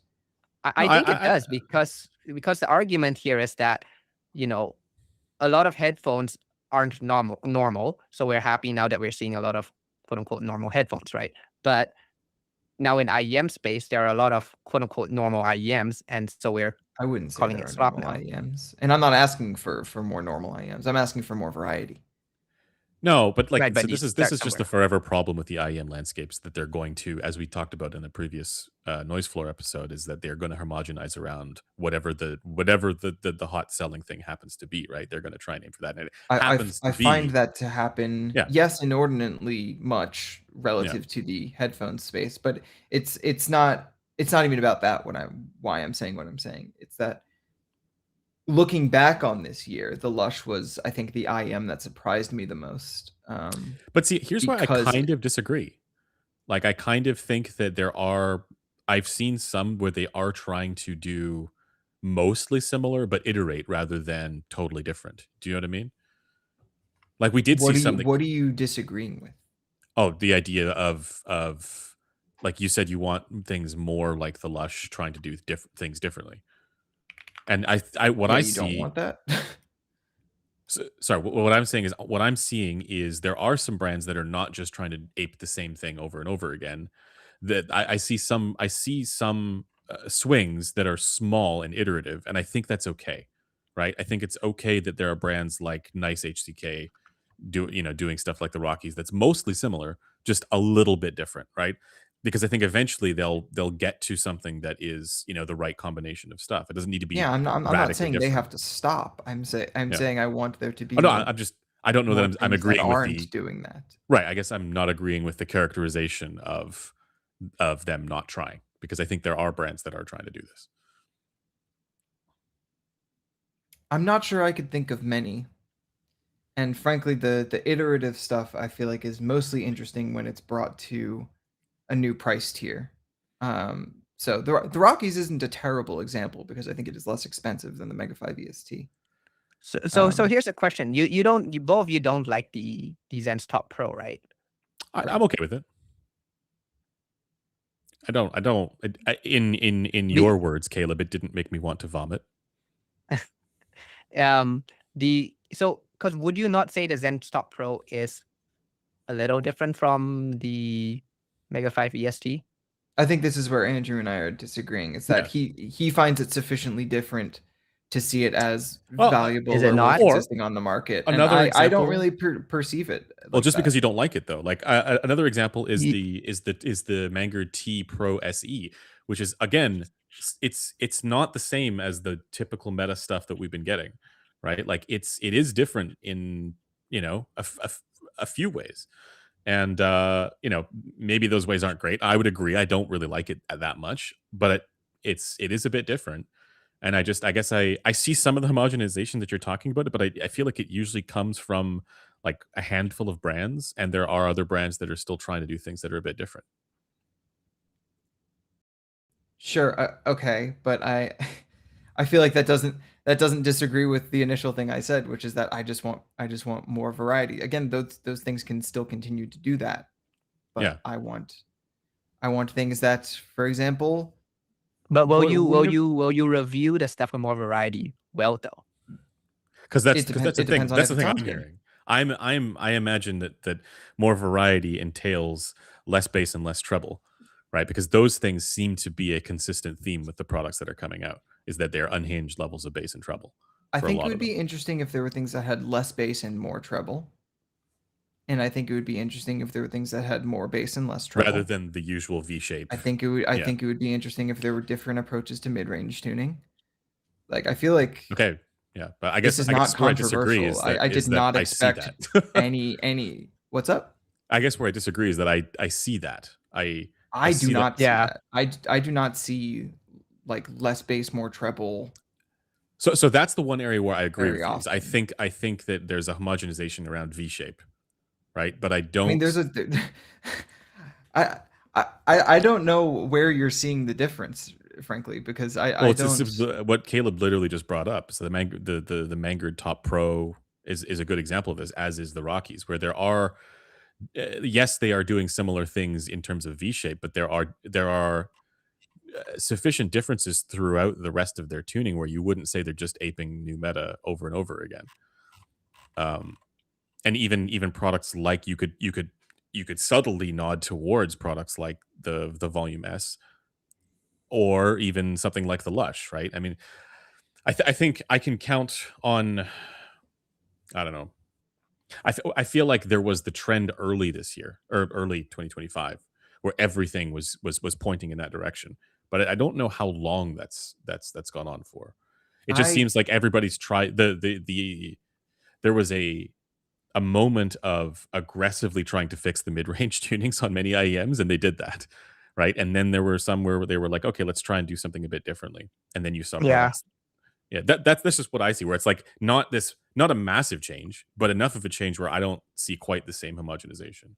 Yeah, I would agree with Andrew here because I think previously the big challenge with IEMs, at least the thing that changed that I've seen going from old quote unquote old meta to new meta is that it's really just the mid range that basically got fixed. They got rid of the Mhm. 1 to 2 kilohertz hump, and then they moved it closer to a 3K piano. But at the bass and treble, it's just just play around with those values for most IEMs, right? But if you want another example, the Let Shure Mystic 8 was pretty good in terms of That's one being I didn't get unique. to The hear, but only I would the only like to. problem, yeah, the only problem with that IEM is that it just has this like really annoying, like really high upper treble peak. But And it's there's expensive. there's gonna be And it's more. Yeah, expensive. it's expensive. Yeah. Yeah. Yeah. And that's where I agree with you with Griffin here, is that a lot of the times the stuff that is trying to do these things are in inaccessible price points, or they're in price points where, esoterica reigns supreme anyways. Well, But so I mean, the I challenge feel though. like All right. there is a I understand where you guys are coming from in that the small differences are still ultimately sufficiently different to justify the product existence or justify someone preferring it differently versus a different similar product, right? Like in the case of the Rockies and the Mega 5 EST or the Top Pro and the Meta shit, like it's sufficiently different where I like the Top Pro significantly less than something, Yeah. like a Yeah. Daybreak. That's not what I'm saying. What I'm saying is even of these like slightly homogeneous but different enough types of tuning, there are only a few levers being pulled, and it's kind of already you've kind of proven my point here with most of the fixation being on bass and treble level. Like we don't see any IEMs with no bass boosts. We don't see any IEMs with novel No, mid-range shapes. that's We don't that's see where I agree with you. I any think like we the might reason the Lush was interesting to me was not yeah. because it had less treble or less Yeah. bass. It was because of the novel mid-range shape. No, and in that respect, I agree. And I think there are still some differences in terms of how the bass is handled, but I think you're right. It's rare. I don't know if I've seen a IEM come out in recent times that didn't have a substantial bass elevation of some kind, right? Or be like playing to some extent with V shape or U shape or something like that, right? So in that respect, I think it's true. Brands are taking fewer risks with respect to bass and treble. Um, I but want to see more in the mid-range. Like I want to see like something. Yeah, we don't need to keep harping on this. I feel like you understand what I mean. I just did not Okay. expect that But to be a I point of guess contention at all. I guess my question too is what do you want to see that's different in the mid range that hasn't been done before by older IEMs? I'm not sure I should say,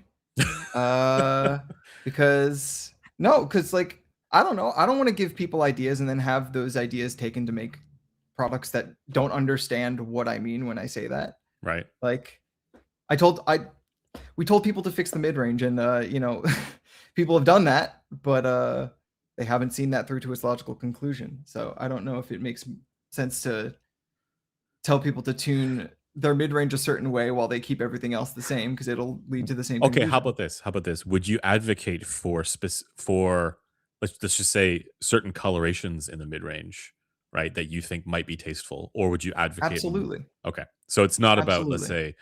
say, just doing more lumen-like stuff No, in I the think mid-range. I Okay. think that'll happen just with time. Okay. Um, So your conjecture here is that not enough experiment. Like, yes, they basically figured out how to do mid range now, but that has resulted in stagnation in terms of, or just a lack of creativity with how to play with that in a way that doesn't suck. the way I'm thinking about it is knowing where we were in 2023 and knowing how that played out gives me an idea of how the timeline is going to look for the next year, Okay. year and a half, something like that. So I'm thinking I want to get ahead of whatever this next year or two is probably going to have, which is probably going to be further homogenization with small differences. And that's basically what I've been thinking about. Is like, when people do copies of like Lumen or whatever, how are things still going to be interesting for the people that still won't be happy because they don't have the options that they want on the market? I think it depends on how things are going to. Yeah, I think it depends on how things sell more than anything. Yeah. I got a question for you, Griff. Yeah, I just saw it. I don't remember the thread exactly. About the anti HD 600. Would that be like a hi-fi man? Like dipped in the 1.5K region? Bass and treble extension? I don't remember. I also don't remember. Okay, Yeah. we can move on. We'll move on. Yeah, what's our next topic here? Random industry talk from shows. I think we can probably skip that though. I don't know if there's anything off the top of my head. What did you have in mind for that? I don't know, just like whatever you've heard from at shows, behind the scenes kind of discussions, I guess. Maybe I'm trying to think of something off the top of my head. Oh yeah, off the top of my head, what I learned was when I went to Shenzhen, Shenzhen Audio is kind of like the way the Chinese market works is that of the big three like companies, I guess, like Linso, Hi-Fi Go, Shenzhen, they are quote unquote house brands in a way, not that they own the brand, but that they work so closely with those companies. It's kind of like they own it, sort of, and they do all the marketing for them as well, essentially. Which is why like Hi-Fi Go is the one who sends out all the products for like Awful or Dunu, and their hands are super tied in terms of like if Dunu wanted to send me a product or Awful wants to send me a product, they would have to go through Hi-Fi Go, which is why we don't review a lot of Dunu or Awful products, because we don't really do much with Hi-Fi Go. But it's just like that's kind of thing I was thinking about for random industry talk. I don't know if you guys have anything. That was my Griffin thing. did say that he wanted to review more Awful products, so I don't think I have anything that we're allowed to talk about yet. That's the problem with the industry talk stuff. Usually, it's if we do get told about it early, it's we can't repeat it on a live stream. Yeah. I mean, I think part of that is just having a clearer communication and understanding with whoever, right? Having a person who understands what you're doing. Yeah. Oh, here's another one. Here's a question I asked the Sennheiser guys. Good thing Eric's not around anymore. He'll watch the rest later. I asked, I asked, I can't remember who I asked, but I asked someone, I'm like, so, you guys are pumping out a lot of products, right? Like the 550, 505, 630B, 409, I think it was in tandem where they like just released some of those products. I'm like, so where are you guys like going? Where are you guys going next, right? And how are you, market segmenting it, right? And it's interestingly, the answer I always get is about how products that are like 600 series plus is like we're really building for the audiophile audience. And then products that are not 600 plus, it's like we're building on the legacy of the 600 series. And it's like, and in my head, I'm always like, what's the difference? It shouldn't like all your products should be good, right? Like, but there's clearly an interesting marketing view on this, and I don't know what you guys' thoughts are on that. It's a good question. I would speculate that part of this determines how strict they are with their acoustic design and tuning choices. I mean, when I say that, I mean like maybe the inverse of what people might expect. I think if audiophile is on the table, there's a lot more room for out there stuff. But keeping in mind, like, you know, the HD600 and legacy of the HD600 does have that, you know, very competent, that sort of history of competence behind it, right? So, yeah, I mean, I think largely when they're talking about that stuff, it's a marketing thing, right? It's talking about, okay, like what is the kind of language that's going to resonate with this particular core audience, and that's probably going to be a different kind of language than, you know, the pro market, or the consumer market, right?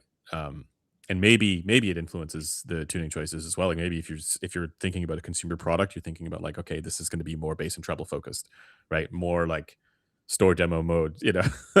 The you see what Bose does with their default sound signatures.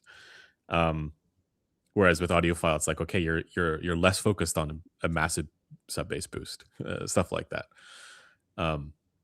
But apart from that, I see it as a marketing thing. That's you where got? I see it too, for sure.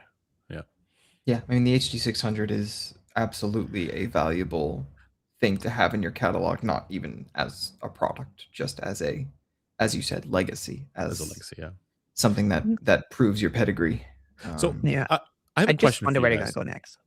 I have a question for you guys on that. And again, it's a shame that Eric's not here anymore. But like, what do you think was the idea going into the HD660S2?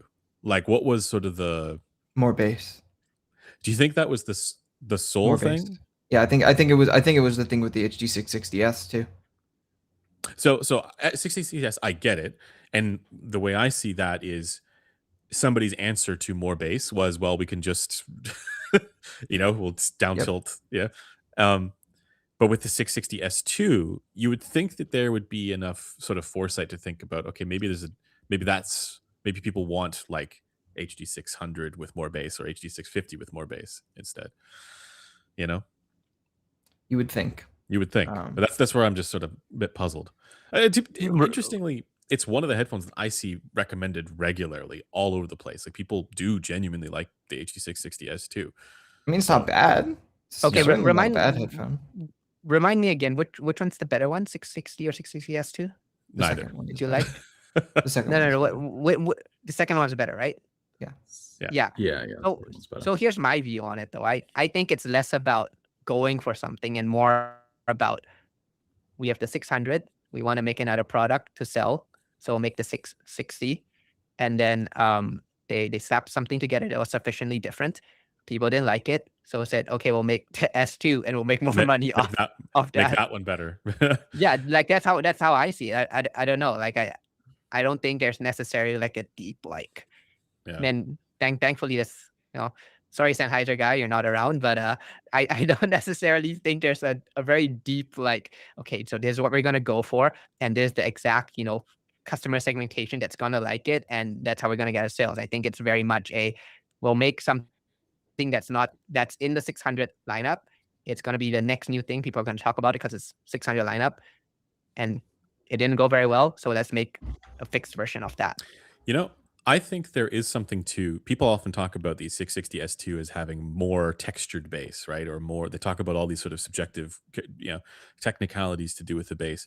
I think there is something to that, which is that they're able to turn the volume up quite a bit more on that headphone because of the It's also nature more of the- forward in like the Yeah. center mid range.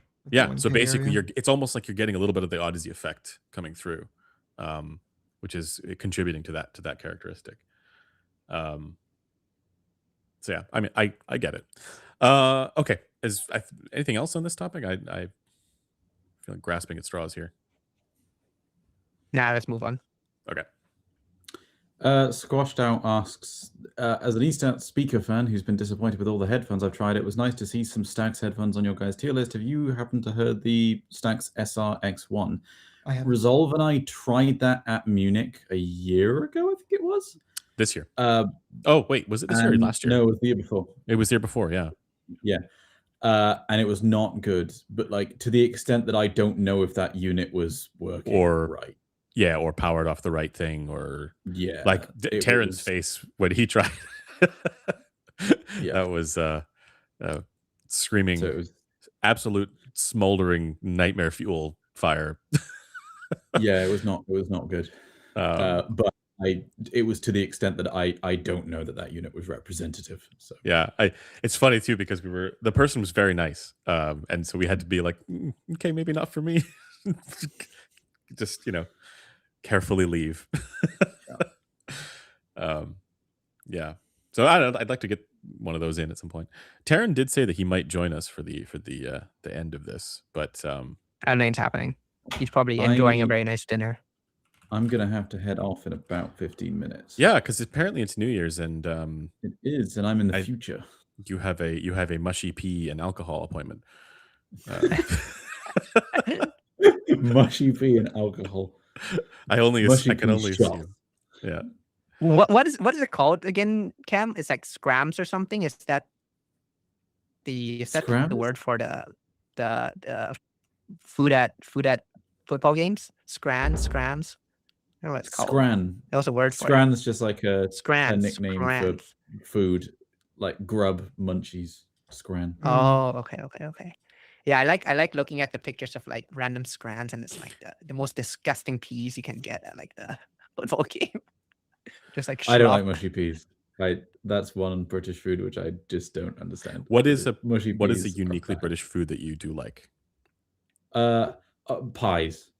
British like meat pies are good. They do those better than a lot of other places. So when we come to generally the best answer, because like people go, oh, British food sucks. The secret is you go to like London or something and then you don't eat British food. You go and eat like Indian or Thai or whatever. There are some amazing places to eat in London. But I want the shitty British food because I want the British cultural experience. I want to experience culture. I will take you to the sadness and the sorrow and the alcoholism. I will take you to some real good places. We're gonna eat jelly eels. We could go to Scotland and eat fried haggis. There is like a haggis is fine. pub. I love haggis. Like 300 meters from my office, so you can go there. It's not expensive. It's just good. Like a Michelin-starred pub, like 300 meters from my office. Okay, but like I want like the opposite of that. I want the pub that's just a collection of stones that's barely held together. If you want the real English experience, we should just go to like a chicken shop. There you go. Chicken shop. I mean, I'll take you to get good fish and chips. Yeah, that's what I want. Gotta do that. We'll go down to Southampton. Well, that pie with the fish head sticking out. Oh, stargazy pie. That's stargazy pie. Yeah, that's something which should have died out in the 1800s. Yeah. Next. And is it? I was just going to ask: Is it true that beer is served warm still? No. Okay, they don't do that anymore. Okay. That would be cruel and unusual. Yeah. Wait, what is the next topic? Airing grievances. Grievances. It wouldn't be a New Year's. Shouts out to Android. Yeah. Oh yeah, right. Yeah. Shouts out my to boy. Android. Audio discourse.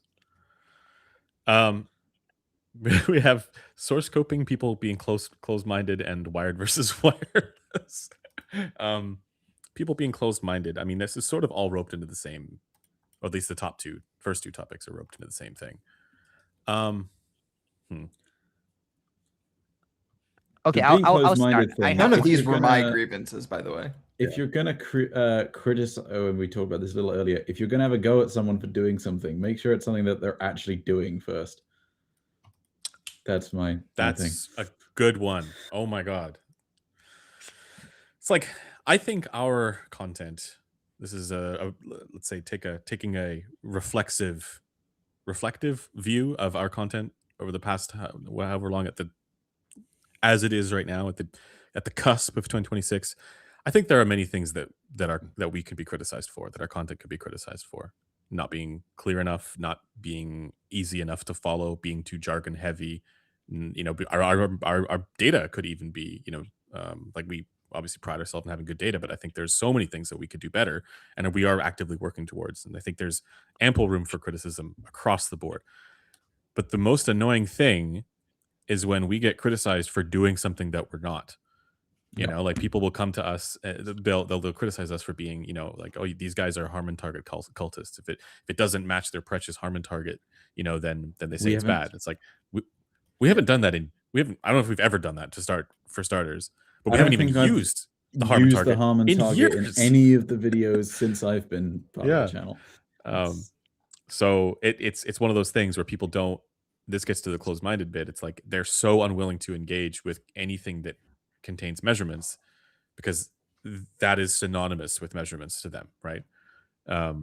Where at some point, along their path or along their sort of journey into this space, they had a bad interlocution with somebody on this topic, and where their experience was dismissed because of, look, I have a graph. But we don't do that stuff. Like, we're not, at least it's difficult to find examples where we've done that because we've been actively giving ammunition for the contrary to say, look, here are the different ways in which people can prefer sound. Here are the different reasons why you might not hear it the same way that it measures, blah, blah, blah, blah, blah, right? So it does feel, that is a grievance that I will raise to the flagpole, because my God, is it ever frustrating to come across that kind of stuff.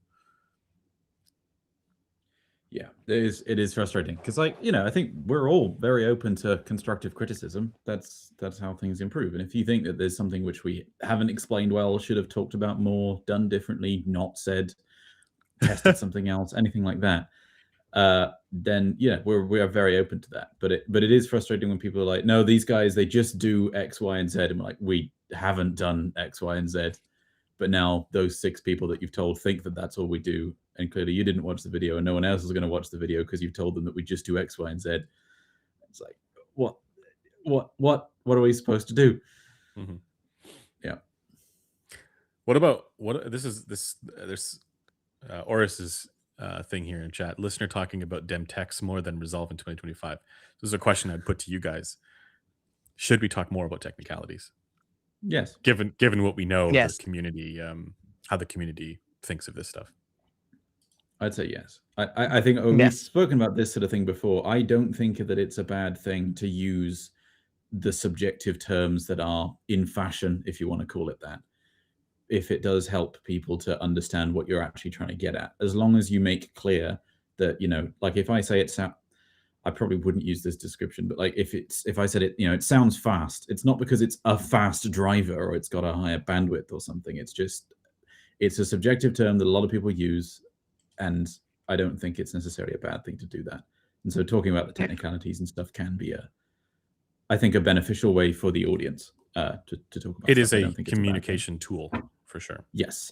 I think it's just also worth pointing out that this is not something that lives outside of frequency response. It is a consequence of the frequency response. But yeah, I don't think the word I feel like the way you need to do that is by like making that relationship explicit. Not only that it is caused by frequency response, but it is caused by this aspect of the frequency response. This combination, I mean, so, no, if anything, I think we need to talk more about technicalities, but realistically, I want to do that in the effort to further demystify and devalue that sort of language.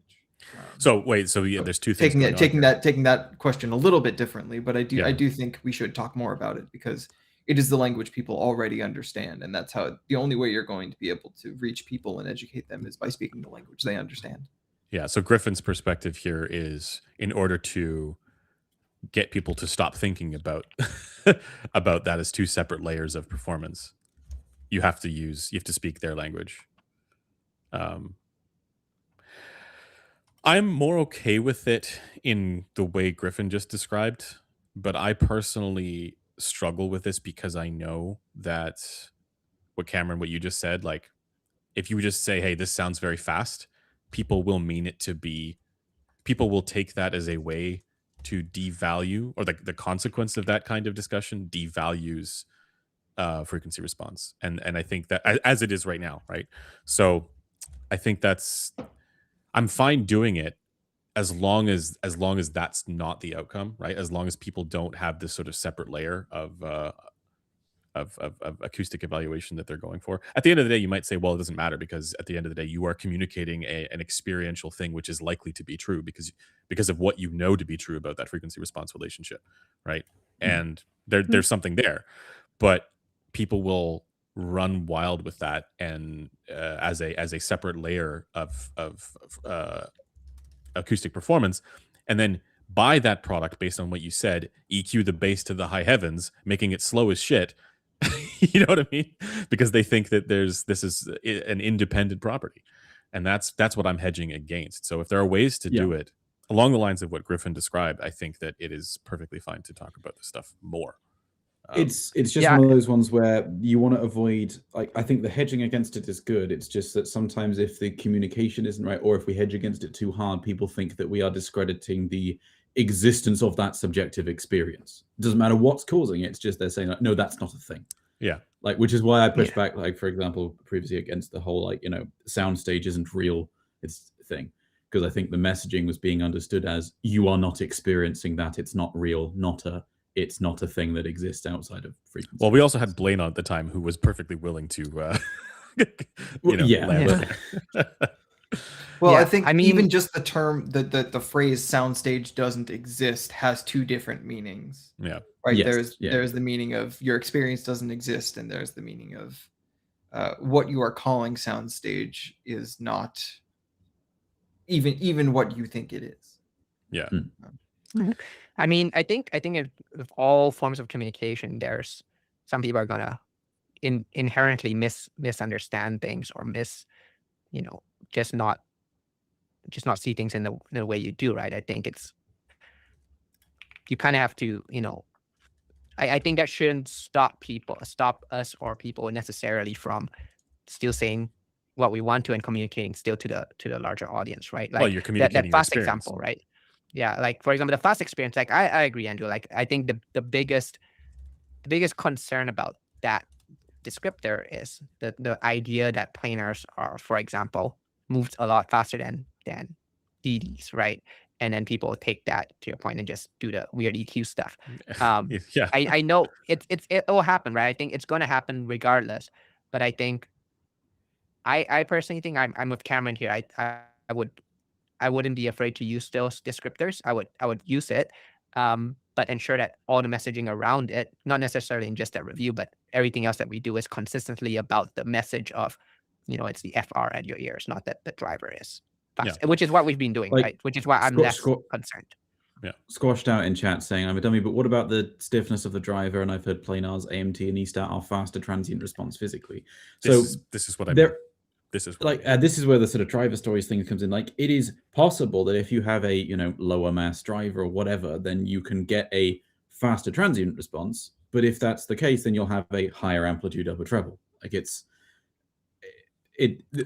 what they're experiencing is, like, their subjective experience could be a consequence of linear base extension or base roll off, right? Like, absolutely. The experience, like what you are hearing, is not. It sometimes sounds like it is doing a thing that is corresponding to what the driver story tells you, right? But the actual acoustic event is not at all correlated to Yeah. what you're assigning to it. Like, the fastness of the driver does not mean you're going to hear the headphone as fast. Yeah, exactly. And you can replicate. The interesting thing is, you can replicate this stuff with EQ. Like, if you EQ to some of the even just like stereotypical things that you might see in like an ESTAT, again being the higher upper treble and whatnot, you get that faster transient stuff, because, as listener put in the chat, in a minimum phase system, which headphones are, frequency response directly is interchangeable with impulse response and decay plots. You can generate one from the other and vice versa. It's all containing the same information, just represented in different ways. So if there is something there's two things. One, as listener said, just because we're describing something as fast or harder hitting, it doesn't actually mean that the driver is excursing more or that it is faster. It's just those are the subjective terms we're applying to what it is we're hearing. But also, if there is something about the driver that is doing something, doesn't matter what it is, it will be represented in the frequency response. Yeah. Like, you can't have something be faster than another thing which is identical in frequency response. I think that's, I wish we could get to a place where the language that we use doesn't also describe real acoustic things. Like the fastness of the driver thing is a good example. Because that's bound to confuse, right? Telmo saying frequency response graph is based on the volume for each sine frequency, but what about the signal shape? The ability to reproduce a square signal, for instance, instead of a sine. A square signal is just lots of sine waves. That's all it is. So So but I think I mean, there's tons of confusion always with all of that stuff. But when it comes to like the specific language, here's another thing that I've noticed. I'm curious what you guys think about this. Whenever if you're doing a review and you give your subjective impression of something and you do so in terms of frequency bands. So for example, you say things like, so here's how I heard it. I heard it as, kind of like a bit more bass and treble elevated, but then I heard this peak at right at around like, 6 kilohertz. It's a common problem for me. That's how I'm describing it sounding subjectively for me. And I could even go as far as to say that with this particular track, I heard a 6 kilohertz resonance, which made the cymbal sound whatever, right? Or made the percussive hit sound, harsh or whatever. Because I'm not using the audiophile lexicon of resolution, soundstage, speed, dynamics, my subjective report gets interpreted as graph sniffing, even though nothing about what I've done in that part of the review is graph sniffing. That's just the subjective interpretation in terms of what I perceive to be going on acoustically, right? In terms of frequency response. Yeah. In the interest of airing out grievances, I think that is probably one of the things that happens to me most, because that's how I review. Like what you just said is how I review. Yeah. I will speak to a acoustic event that is happening on my head via the frequency response contributions that are causing it. And because anytime someone sees the hertz or kilohertz appended to the end of anything, it can only be related to the graphs that they misunderstand. But to this point, this is still ultimately just a problem of communication where you face the same problem where, because people aren't where you're at with their interpretations of sound quality in terms of these things, how can you possibly communicate to any of these people in terms of those things, right? Well, by mixing, you have to correlate them. You have to find a way to correlate them, or something where like you give I actually think what we did with the member streams is a bit of inside baseball, as Blaine would say, but what we did the member streams where like I just did live listening impressions, right? That conveys that sort of because it's a vibes based expression thing, like, oh, I liked it or I didn't like it, right? You don't need, it doesn't matter if I'm talking about hertz or whatever, or a resonance in a certain spot. How I'm feeling when I look that way, right? Or when Griffin listens to the what was it, the Hype 4 Mark II or whatever it was. So yeah, there was something else I was going to say about this, and I've totally forgotten what it was. I've been derailed. I've got to run, so okay. I'm gonna. All right. Bye, Cam. Enjoy your meat pies and mushy peas and warm beer. Yeah. Make sure you bring a bottle of water. A bottle of water. I've got a bottle of water. Yeah, and your purple burglar alarm. Make sure that's all there. I'm gonna go to the pub and tell everyone about the Harmon curve. So excellent. Yeah. Oh, make sure you film it. Terrible party discussion.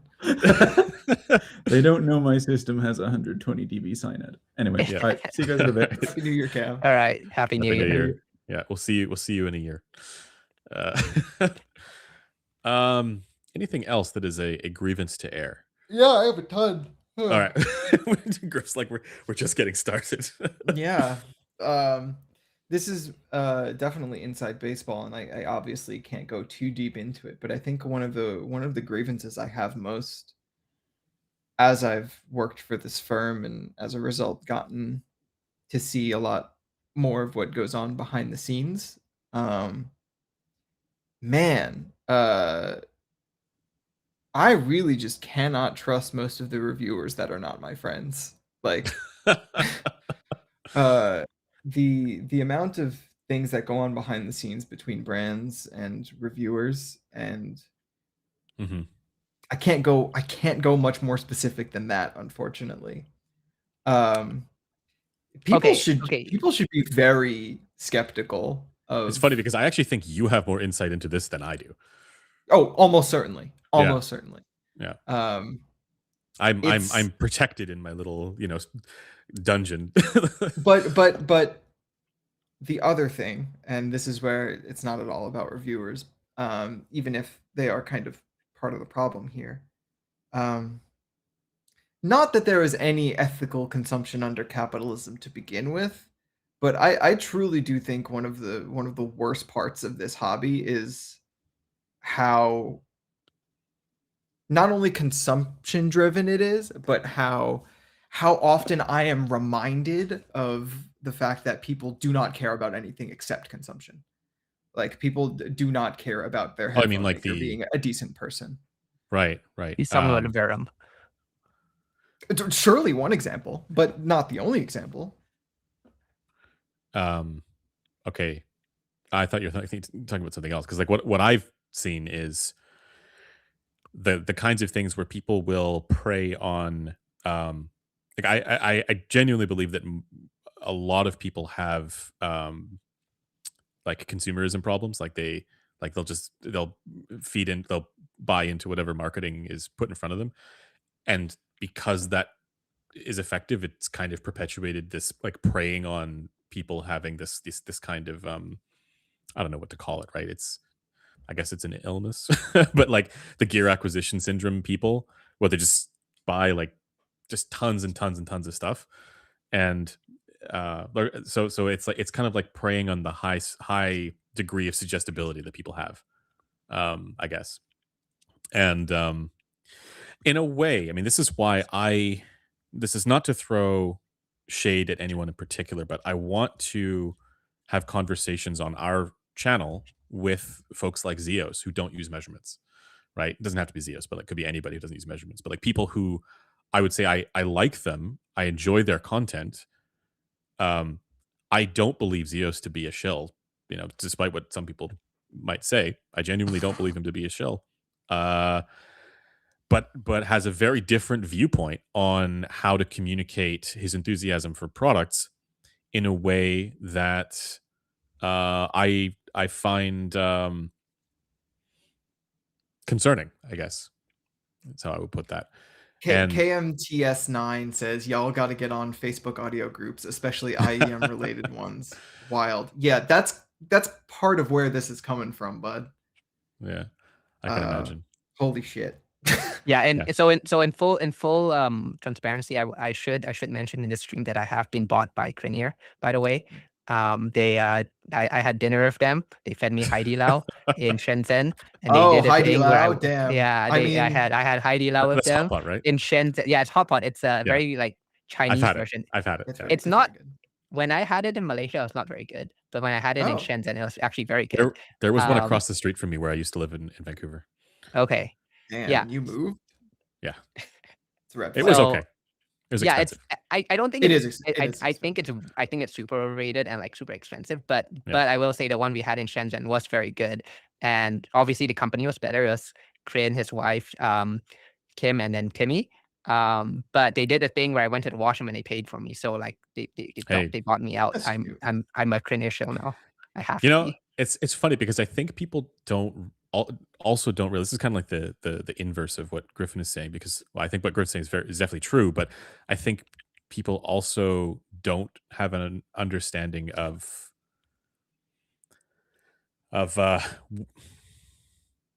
say it, Andrew. They will attribute shilling too easily, is what I'm saying, because I know obviously like people will do this like, occasionally, right? When they'll, it's basically like the shilling accusation gets trotted out when it's really just coping, right? Because you said the thing that they like is not good or something like that, right?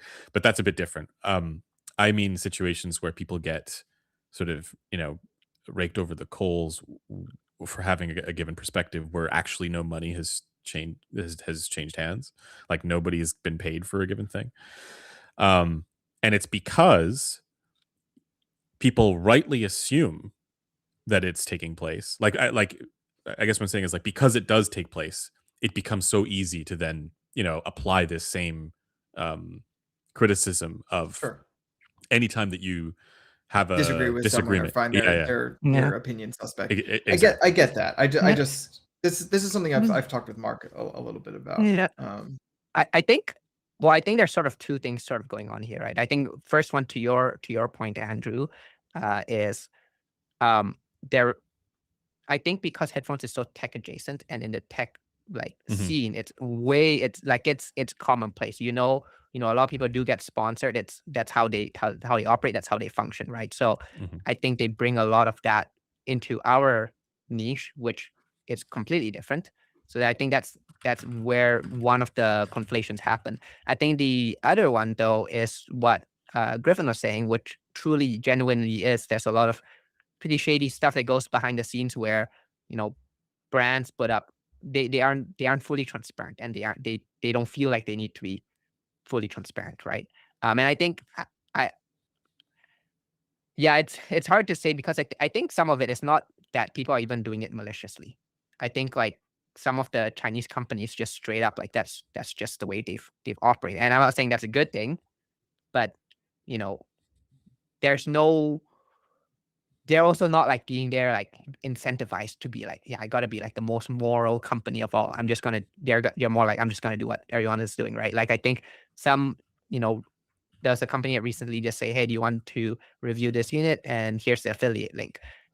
And I was like, and I don't think they did it maliciously, right? But No, of course not. I It's think just it's common just like practice. it's just their common practice, right? But I think, but to listeners' point though, I think because there's so many reviewers out there, some of them take advantage of that sometimes. Interesting. How do you guys? I mean, this also gets to the point of what I think Griffin was saying, but how do you guys feel about situations where someone has an affiliate link and they say I have an affiliate link, like they disclose it, say I make money off of this. Well, usually they don't say it that way, but usually they say it like, yeah, that they're not nearly as transparent or honest about it if they're engaging in shilling. well, no, if but if they're doing like what Aaron does, where it's very clear that there is an affiliate link, So- it may or may not be for the product that he's I don't know. promoting. Or I don't know how I feel about this. Just so like the Aaron talking about, example, you know. I don't feel Aaron is shilling, right? I feel Well, like yeah, because he's disclosing it. I feel Yeah. like disclosure is kind of the demarcation. well, but that's line. where I'm like, I don't know, because I also know examples where people do this bit where they'll I haven't specifically seen this in the audio sphere, but I'm sure it happens. But where they'll say, you know, buy if you liked anything I'd said in this video, you know, buy this from my affiliate links down below, which is their disclosure of it. And they'll say like it really helps the channel out, blah blah blah, helps me eat all this kind of stuff. I get a bit of commission. Like they're very technically transparent about the fact that they make money from it. But that doesn't absolve them of the responsibility to be honest. Like the fact that they or to hedge against that as a bias, right? Like just because they said, you know, I make money off this doesn't mean it doesn't They've done guarantee sufficient work to hedge Yeah, against the bias and the 'cause actual like content of their. Yeah, if I get what you're saying. if anything, it's almost like the opposite, because it's like they're also just intentionally drawing attention to it in a way that's kind of like the way I see it is like it's often used as rubber stamping non-shill, right? Because you're like saying, you know, I'm transparent about it. Here's you know, I make money off of this, blah blah blah. So you can trust me now because I told you that. Mark calls it. Yeah. Necessary and severe. You know me so Yeah. well, Mark. Yeah. But you get where I'm going with that, right? Like, Yeah, I no, I believe get it. that that Aaron isn't chilling, but I can't say the same about, like, I was just recently watching a office chair reviews, right? And there's a guy who's quite popular for office chairs reviews, and he does this bit where he you know is very transparent and discloses that he makes commission off of the affiliate links, as if it's like not really weird that he's meant to be impartial, you know. I mean, I think it's hard. I think if you are not familiar with the reviewer, it's especially difficult. So the Aaron example is a good one because we are very familiar with the reviewer, right? We know he's an honest guy, and the quality of his measurements are so good such that you can ignore everything he says in his review basically and just read the measurements if you're so inclined. I'm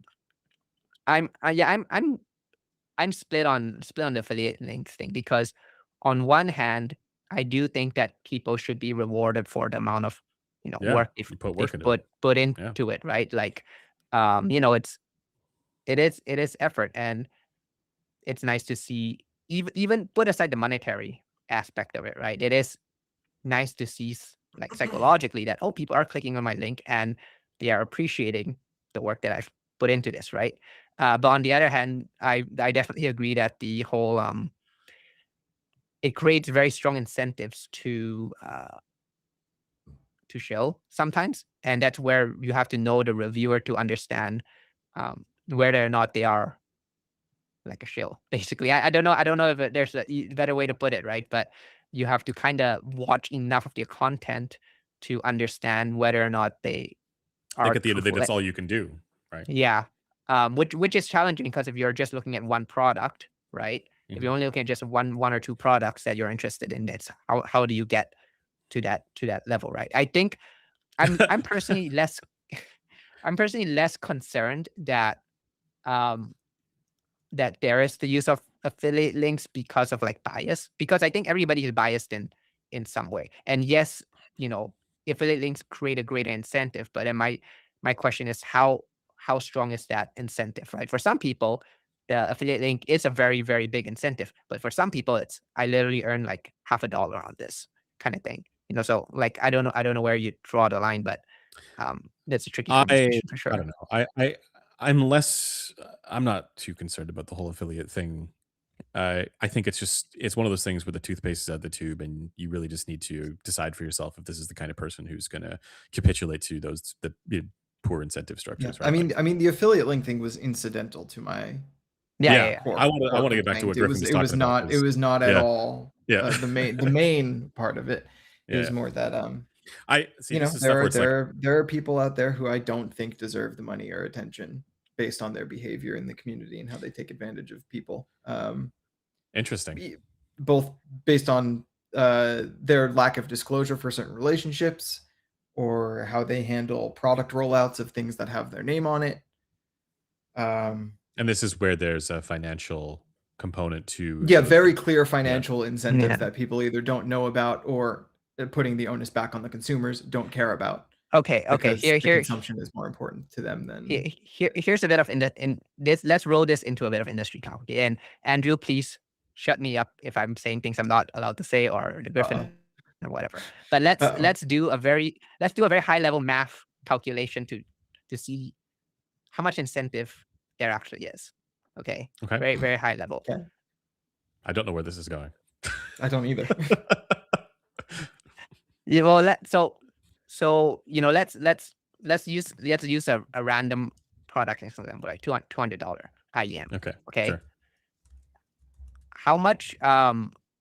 What would you say is the average like commission rate on a IEM if you do a collab? I have no idea. I've never done a collab. Yeah, I don't know. I actually don't know. It's like 5%. Yeah, 10%. That's the thing. I don't know that we know enough to know the exact numbers.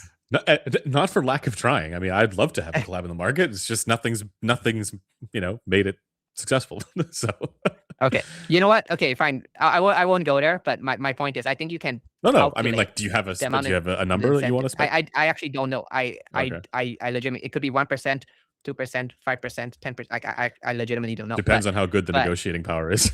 Yeah, but I would suspect that it's around 5 to 10%. Is my guess. On average?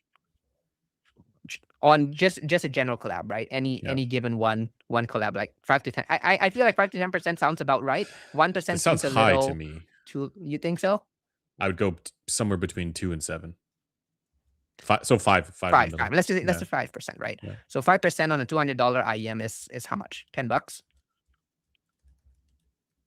So right? So hold on. Like, are you saying, like, for because my sense of it would be like if you'd have certain products where you'd have a lot more margin to play with. No, I'm just talking about just in general. Just do Just in general. super high level, right? Like, let's say it's 5%, $200, so $10 per product, right? Sure, yeah. If you sell 1,000 units, that's $10,000. Right. So that's your incentive right there, right?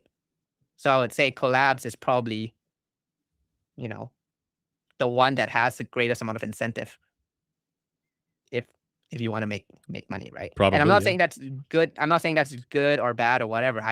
If we can do a collab, that's great. I think there's some other Numbers are what reasons they for are. wanting to do Yeah. a collab, right? I think there's other reasons to want to do a collab, and I don't know how many units actually end up selling.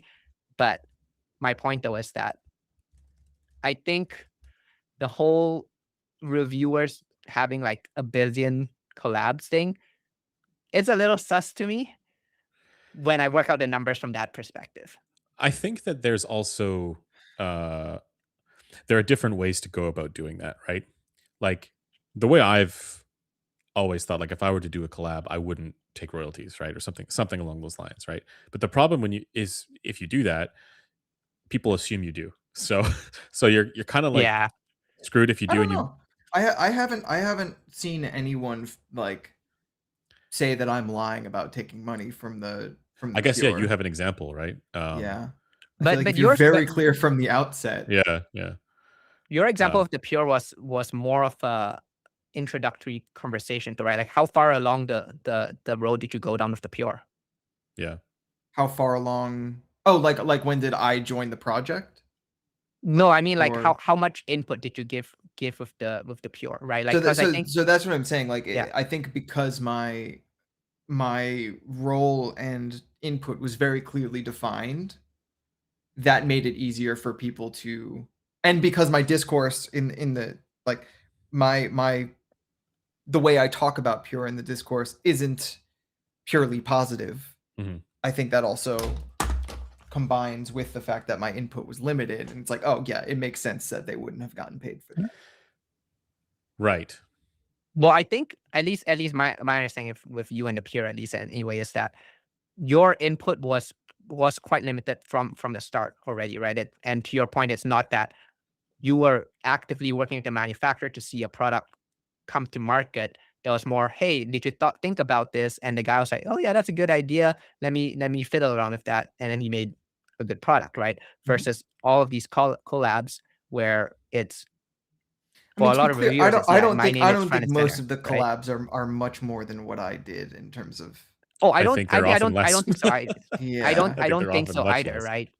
But Well, one thing know. though there is a bit of a demarcation. It's not always the case, but it's not always the case that this matters. But Griffin didn't put his name on yeah. on the product. yeah, And yeah. My Griffin name wasn't used for marketing. So wasn't there's used for no- marketing. I mean, like I think indirectly because like you let people know that you had a hand in its development, right? But it wasn't like you were part of their marketing material, right? Yeah. Um, But and I mean, I think that's the. Sorry, go ahead. no, just it reminded me a little bit of the D1 consultation Mhm. that I did for Head Audio. We wanted to ensure that we were very careful about that wasn't going to be a thing that would prevent me from talking negatively or talking critically about it, right? And I'd be happy to like go over the specific thing. I mean, great, you know what it was, the specific thing that I helped them with, which was the ear gain band, right? But it's like that. I don't think it's just that. Like they if they wanted to could have gone down that route and said like, okay, we also want to put your name on the box and co-brand and whatever else to sell units, and Yeah. that to me is like, okay, no, like I don't want to I don't want to go down that path. Yeah, I mean, the tricky part, though, is part of it is marketing as well, right? Like, it's not just the fact that the reviewer is attaching, it's providing their input on the tuning. It's also that the brand can differentiate their product from all the other products in the market by attaching a recognizable name to it. It's kind of like Disney IP, right? And, and I like someone put in a chat here a good point. Javiv Rev 4994. Collab is a good way to support a reviewer that you like, right? I have nothing against Precog collab. I think it was great, good for him, and I think it's the Mirai was genuinely a good product that I never get to talk about because conflict of interest and all that stuff. But if you look at what Precog did with that collab, I think that's a great way to do a collab because it's not like he's pumping out, a product every quarter. He did one that he thought was good. He spent time and effort on it. And I would have been happy to talk about, I would have been happy to shill it, frankly. And I would be happy for him to talk more about it. And to what someone else was saying, right? Like, it's he put time and effort into it, and he made something that was worthy of being on the market. And yeah, I would want to support that, right? But I think what Griffin and I was kind of talking about was like kind of things being a bit shady is that there are a lot of products that are on the market that I would say are probably made with some sort of these like backdoor collaborations or whatever, and it's not fully transparent. And the incentive comes from the fact that if you earn 5% on a $200 product and you sell 1,000 units, that's 10 grand right there. And to be clear, that's not always like something that is intentionally pernicious, even on the reviewer's part. There are times when a reviewer gets paid for tuning expertise, like they have their finger on the pulse of the market and they know what the market wants, and they just provide that. Like they don't do the hands-on collaborative stuff, and then they don't get a cut of the sales. They just get a tuning consultation fee, which is fine. Like I think that is different enough because you're not invested in how the product actually does once it's sold. You're just being paid for your expertise as a consultant. I mean, like I actually have no issue with the fact that it's you get like you get a cut and you have collabs. I don't have issue with it. I think if you make a product, I have a little bit of work. Sure. Well, sure. your point though is well taken, Caleb. Where it's like the amount that you make from that it dwarfs many of the other potential, conflicts of interest that people might have. Yeah. I mean, for me, like I'm gonna speak personally, right? Like I have a day job that's completely unrelated, and that's like my regular career. For me, I want to do a collab, but it's not because I can make 10 grand on it. It's because I want to make a product that it makes me feel good when people buy cool, it, right? It's fun. Right? Yeah. People buy it, and I say, "Hi, that's I made it." They don't know I made it. Kind of the joke, right? Like, it's like it's something I want to do because I want to see number go up. Basically, I see X number of sales, it makes you feel good, right? It'll never be my main income stream because I could earn more working at Walmart, frankly, right? And so, but for some people who make a lot of collabs because it's sort of their income stream, I think transparency is very important in that. Doing what at Walmart? Sorry. Oh, I'm just saying even if you The problem then is that you have to actually work at Walmart. You can't just passively collect income. Yeah. My point, Andrew, is that 10 grand here and there, it's I get less than saying. if I work at Walmart as a part-timer. Yeah. You just gotta have more collabs, right? Like every day another collab, right? I mean, like I also think it's a pretty fast way to burn your credibility and trust when it comes to the what is your day job if you are doing it full time, which is reviewing products, because you can't be impartial, or it's difficult for you to be seen as being impartial, right? Which is like it's kind of a funny thing with Kryn, even where it's like I think he could have kept reviewing if like. I'm glad he didn't. You know what? I think Kryn is a genius because he quit reviewing, which is something that is really annoying to do. He stopped making his tier list, which is something really annoying to do. And he stopped measuring all these IEMs. He gets someone else to measure all the IEMs for him. And so all he does is he focuses on making pretty good products. Yeah. Like none of his, like he has a few stinkers, but they're not like that, right? And majority of them are pretty good. So I think he's made a name for himself. Have like a point behind them, right? Like Diablo is one of those things that like none of us is gonna enjoy. Blue, but like Blue. someone will. Diablo. Rough. Blue 2. Blue 2 is another one where it's like, I get why it exists, even though it's absolutely terrible. Yeah, but I mean, that's on my IEM ranking list. That's like one of the lowest. Yeah, it's really bad. Yeah. But no, I think like good for him. Like he recognized, he doesn't have to do all of this auxiliary stuff anymore, and he can just focus on the things that actually matter, right? Yeah, I will say selling product is a more sustainable income stream. It is. This hasn't happened to me all the time, but it is a really weird part of the industry when it does happen to you, where you go to events or some situation where you're interfacing with manufacturers, and you realize that when they see you, they see $ opportunities. They go immediately into like marketing mode. It makes you feel like it's impossible to have genuine conversations, or like it's actually weirdly alienating because you're like, I don't know if you're talking to me because you want, you know. Yeah, no, it's like being a musician with a decent following and then meeting a Yeah, record executive. It's like, you know. And it's Andrew a with the suffering from success moment. it's off. I can't. What I'm saying is I can't imagine what it's like for somebody like, you know, Kryn or other people who are, you know, bigger names. Yeah, that's Um, why I send everybody to Crin's booth when I see them at the shows. I'm like, hey, have you yeah, heard of Daybreak? You should go to Crin's booth and hear the yeah, Daybreak, and you can get swarmed more. yeah. But and it's funny because you look back on it, you wonder like how many of those previous conversations did I have that I thought were genuine, wholesome, delightful conversations with what I thought were friends were actually instrumental, sort of, you know, Damn, means to an end conversations. damn. Yeah, It's a really weird, you know, that weird is thing to think definitely about. a grievance worth airing. I can think That of is not relatable at all to most people, by the I can way. think of But one particular example where, and I won't say it, but where it definitely it happened to me and it continues to happen to others. But it's something like if I go to say a trade show in, well, I mean Munich's not happening anymore, but you know that big huge trade show, right? It's often you kind of get one of two reactions. You either get that like opportunistic like dollar sign thing, or you get fear. You know, of like, oh shit. Yeah, you actually, I'll jump on that. There is a recent grievance that I had.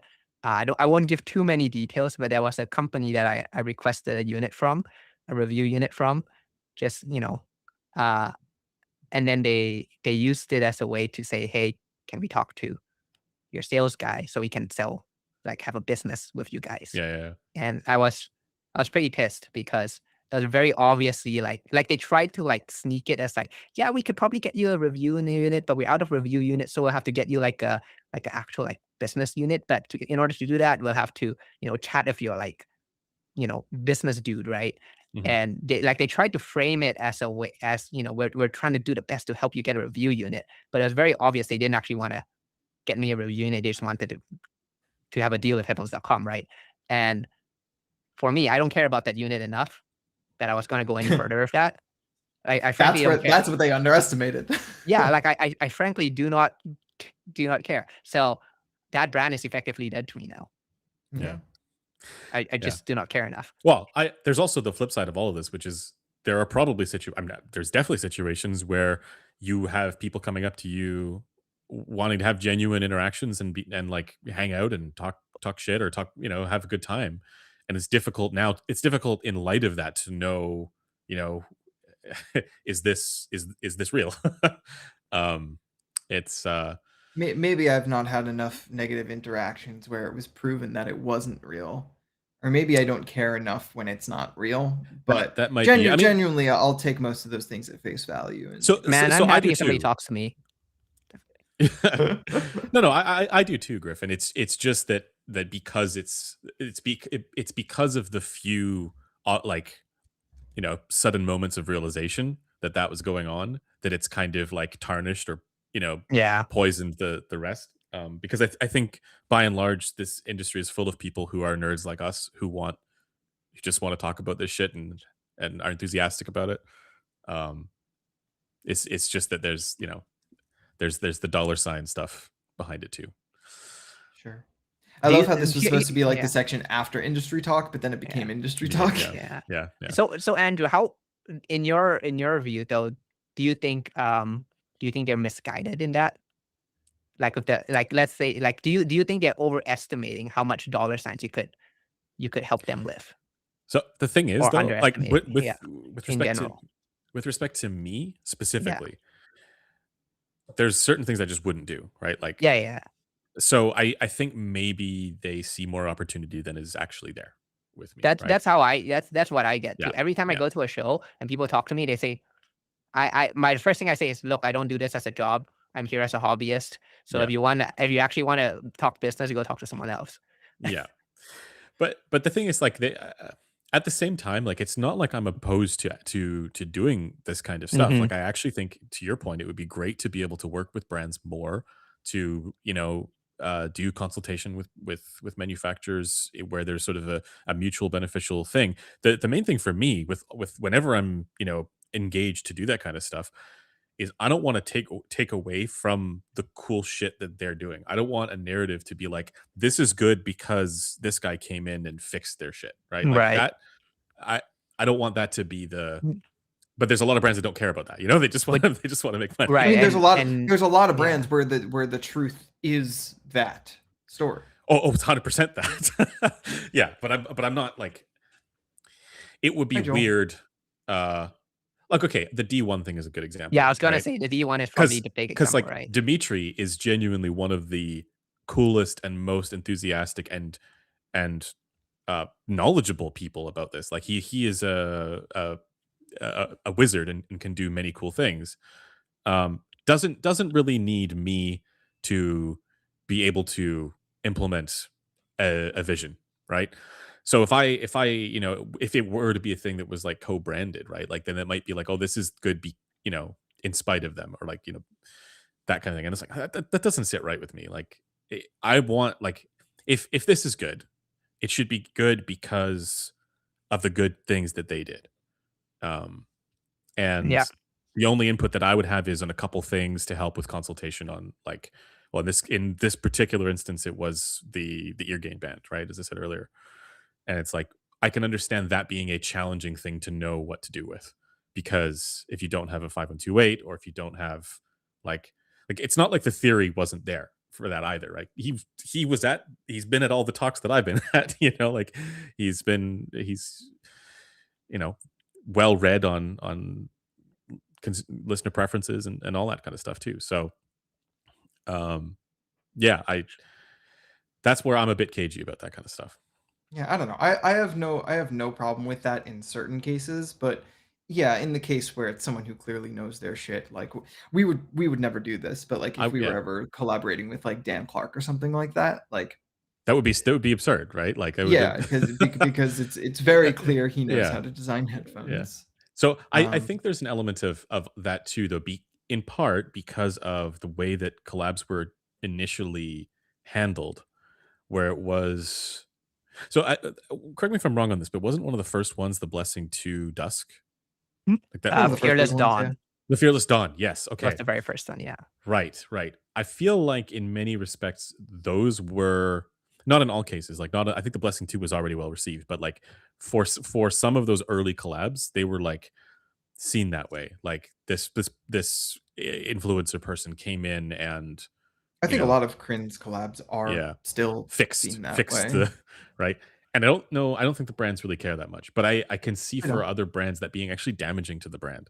So yeah, that's why I'm like a bit cagey about the whole Yeah, thing I mean, too. I do find uh Chi-Fi IEM brands to be less precious about that stuff They don't overall care. than Yeah.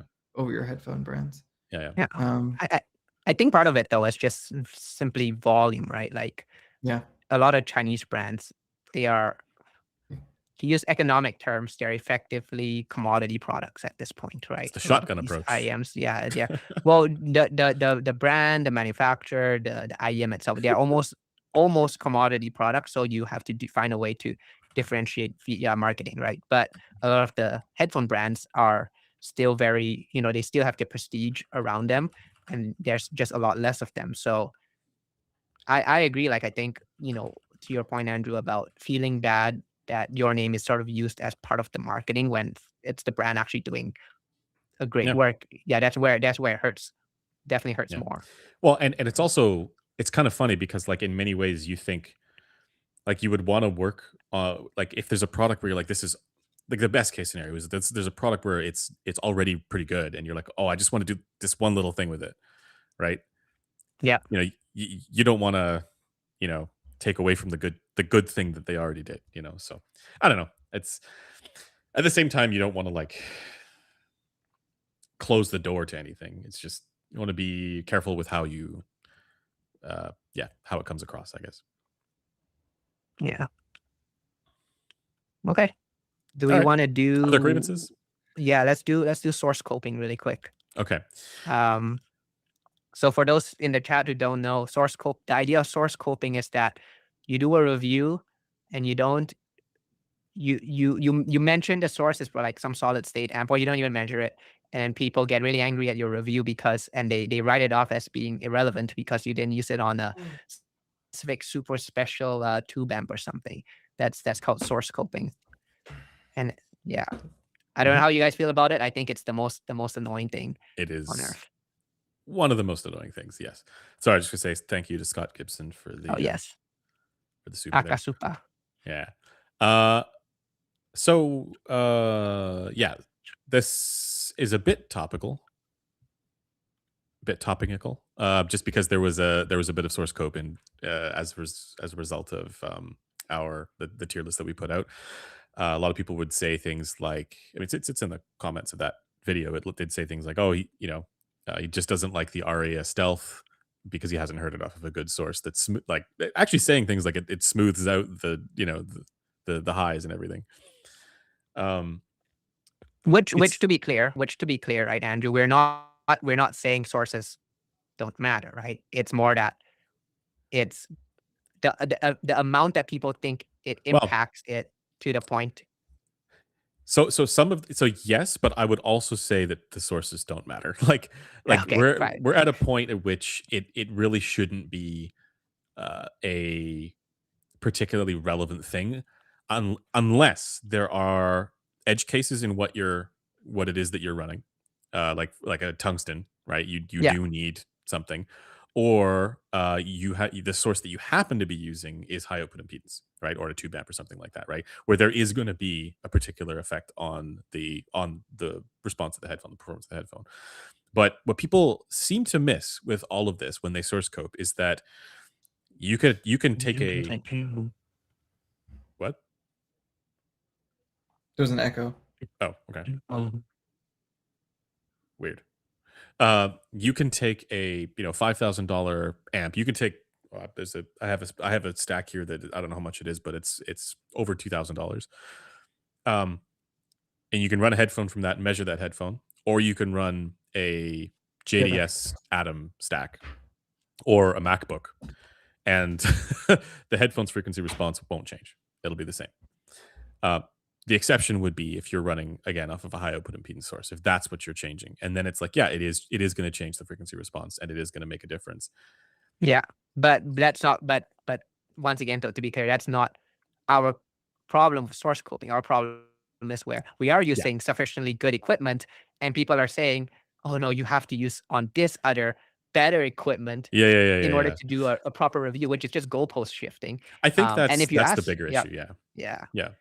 I think if you ask me though, like my problem is more like if your product needs to be given every little advantage to sound good, it's not a good product anymore. Or right? even to sound palatable. It's the same.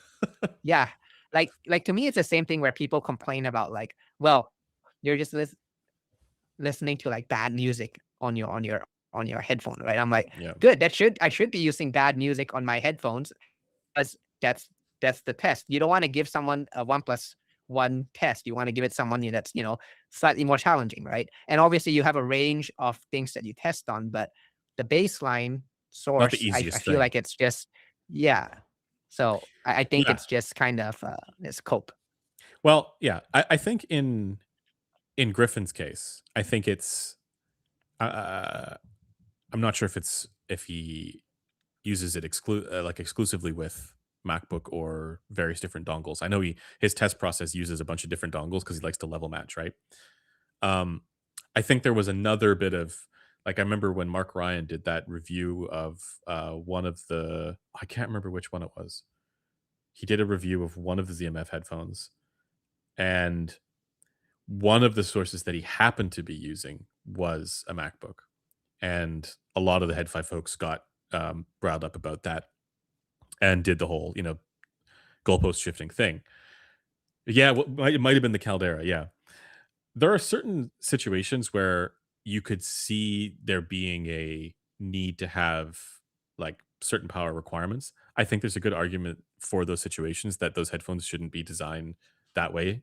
I'm not going to make that argument. I go a little bit more the direction of what you just said, Caleb, where the problem is along the lines of, even if you are using whatever that's good enough, clearly there's always another source. There's always but did you try it with this, or did you try it with this, and I think people have this assumption that like you could an amp of a specific amplifier or DAC could fix a headphone to change the outcome of a review from this was bad, Exactly. I didn't like it, to now I like it. That's the thing that's insane to me. That it makes no sense to me because like unless you're in one of those really weird edge cases where it's like your headphone is literally clipping your source, like or like a Modhouse tungsten or something like that. But then it also kind of be obvious, like you'd probably know. Yeah. So Yeah. Like I kind of get the MacBook example, right? Because you like I agree and don't disagree. I agree that I don't think it really matters, but I disagree in the sense that maybe the reviewer might, just to appease the crowd, use something a little more quote unquote traditional, right? But I think my thing is a little bit more about the, just in general, most reviewers aren't running off MacBooks or off their desktop, right? They are actually using proper source gear, and it'll be fine. And to your well, point, it's really except about for the, Griffin. yeah. Well, but to your point, like the end result is that it won't make you love a product. It'll go from at the very I Yeah. feel like at the very, very most, it'll be I hate this product to, okay, maybe I slightly tolerate it. Not a this is really good. Oh Well, my god, it's I like feel like best even thing on that's an earth now. overestimation. even that I think, yeah, because here's the thing. Even I was this is tongue in cheek with the Griffin comment and the MacBook thing, because I think it's like maybe people assume that it's not like Griffin would run one of these edge cases off the MacBook, right? Like you would know the power, like you'd basically be like, oh, this headphone has whatever crazy power requirement. I'm going to run it off of the source that can handle it. And maybe Yeah, people just I'm have gonna this. run some e-stats off my MacBook. Yeah, like it's just like, there's certain like things that people just maybe assume because they had to go through the process of learning what you know was sufficient for that thing. I'm sure they've gone way overboard, like people using speaker amps for Sesvaras and stuff like that, or um. So I think maybe that's where the source coping comes from, is not having the sufficient confidence in the reviewer's ability to be able to understand what they're even reviewing. Um, I mean, but I think we run into that disproportionately a lot. but hold on. But What I was going to say is that what I think they are missing is that 90% of the headphones that we review don't have if not more, don't have these ridiculous power requirements, or that they're not these edge cases. So it genuinely won't matter. Like it won't make a difference. So I don't have any problem with Mark Ryan reviewing from a dongle or a MacBook, or Griffin reviewing from a dongle or a MacBook, because if there's a situation where whatever they're reviewing requires something else, they'll get something else. Yeah. yeah, I mean, as was said fairly early into this, really the only problem is that it only becomes a problem when the review is negative. Yeah, this is 100%. Well, That's true. This is what I meant when I said it disproportionately happens to us versus other people. Like no one is getting all up in a fit about a Zeos review not using the right source. Actually, Zeos recent video came out, which did the inverse. It was, this headphone only sounds good. Not only sounds good, but sounds best off of the shittier sources. Now I conjecture that that's an open impedance relationship, right? Because he's running it off of. Yeah. He's Okay. getting a I bass mean, boost, that kind of thing, right? So you're like, well, yeah, neither here nor there. You could put an impedance adapter in there, and you could have it sound amazing off of your expensive stuff too. The point of what I was saying is that it only becomes a problem when the review is negative, and we tend to be a little bit more critical than other people. So we deal with this particular issue a little bit more than I think we, including Mark, by the way, than other reviewers. I do think in the realm of goalpost shifting, kind of a tangent built off of that that actually bothers me a little bit more, is when I'm explaining a negative impression to someone, or asking honestly, it's more often the opposite, where I'm asking someone to explain their negative impression, and then they give very vague, maybe it wasn't it wasn't dynamic enough, or the bass quality wasn't there, Mhm. or something that is in the frequency response, but they are not equipped to unpack it in that way. And I keep asking questions to, maybe tease it out of them and maybe connect some dots for them that they may not have connected. Um, they will often just stop. They will be like, Yeah. it was because the technicalities aren't there, and you stop like that. Whatever reasoning you are trying to tease out of me, you think of my way of thinking of this as like snake oil or stupid, and it's not that. It's that when you do that and just leave it at it's not dynamic enough or something like that, it kind of stops Well, but the it's ability to have a partially conversation about yeah, things and but it's you can partially learn because about things. you are rolling the ball uphill against the industry norms that they've had to learn, right? And that's like they've gotten to a point where they think they understand what's going on, and when you challenge that worldview, it's I'm not even explicitly challenging it though. Like, I'm just asking them more questions about their I know, but experience. basically like that eventually leads to a challenge about it. But, Funny comment. What John C Yeah. said. I Yeah. mean, Well, I think, I mean, look, I mean, I disagree with the, like, I think people shouldn't be arguing about this kind of stuff. It's kind of stupid just to argue. But like in the way you're talking about, Griffin. But at the same time, I feel like, you know, is it, this is gonna sound bad, but is it necessary for them to fully understand all the aspects of the FR, and how it relates to their ears, to have a preference for them to say that, the bass quality for XYZ wasn't good enough for me, which is why I like this. no, of course not. All I'm saying is that my grievance is that when I want to learn more about a person by asking questions, it somehow reflects poorly on me. yeah. That's I these are the Because I'm not kinds of even things. asking questions that are explicitly like implying that they're wrong. Like, I'm not saying Come on, there guy. I'm is. talking about the dynamics, goddammit. Yeah. It's funny because like I feel like you can have conversations with Blaine that feel equally frustrating, but if you have them in the right way, they're the most enlightening conversations about all of this stuff, right? Like a person could, right? Um, where he's going to give a, well, let's look into why this is happening. Let's give an explanation. Let's find the reason why this is the way that it is, right? Yeah, I think the thing is that I think with a lot of these people, because I work for this website or because they're familiar with my opinions on certain things, it's as soon as I ask the second question, they assume I am perniciously trying to get them into a gotcha trap, Yeah. when I really just want to It's know the what they're hearing and why. it's the gotcha trap bad faithing that that we're all doing. Yeah. It just sucks. I do actually like talking to people about audio. And, Yeah. See, for me, I'm it's the I'm glad inverse. you do. I just want to get them in the gotcha trap. No, just Yeah. kidding. Yeah, I was gonna say, I'm glad you like talking to people about audio, because I don't. Yeah. Yeah.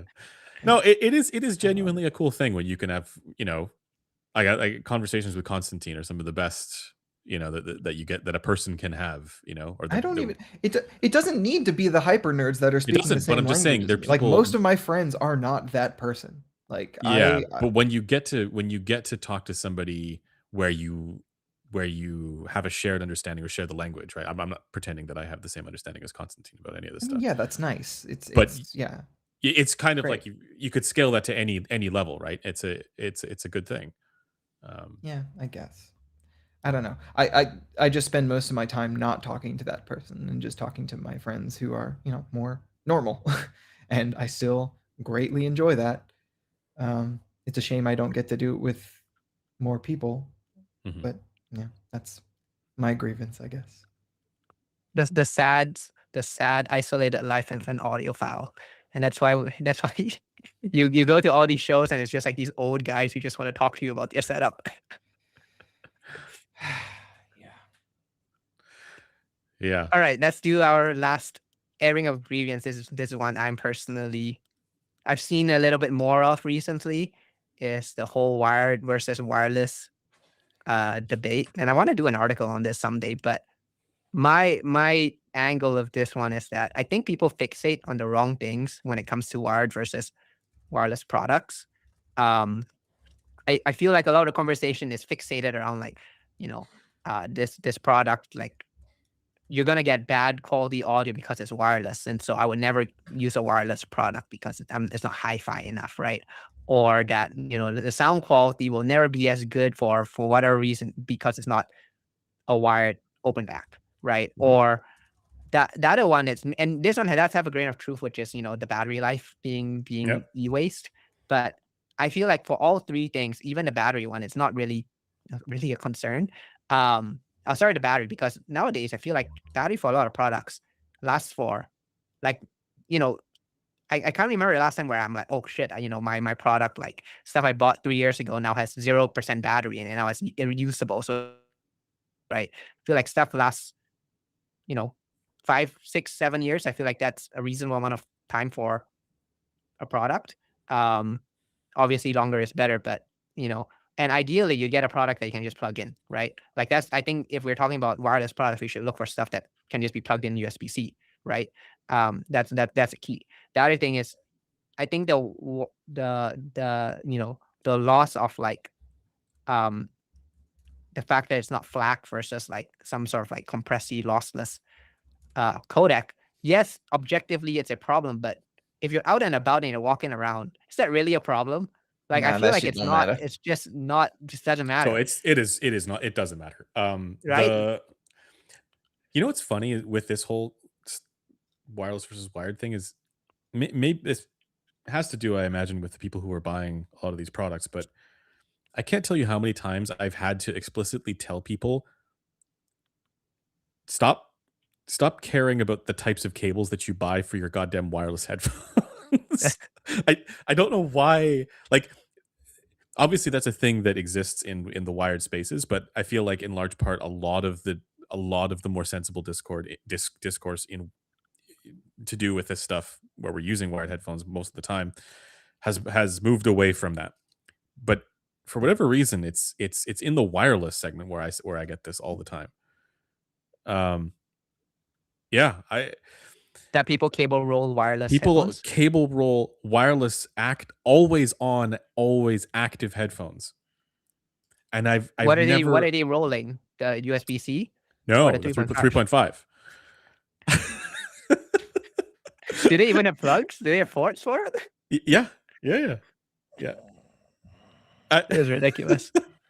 And I've never understood how, but it just goes to show that like there are certain things that we just assume people understand, but I have to continuously explain to people like this is an active headphone, right? It's an always active headphone. Like this wire shit, like it's a wireless headphone for Christ's sake. It's pretty funny. Yeah. But no, as far as the whole like codex thing,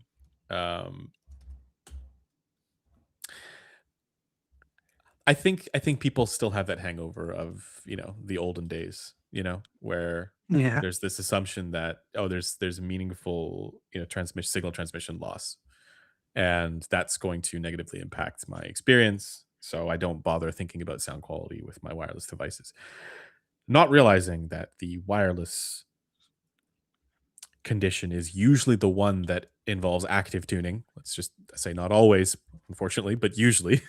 And that is effectively taking the handcuffs off of your design.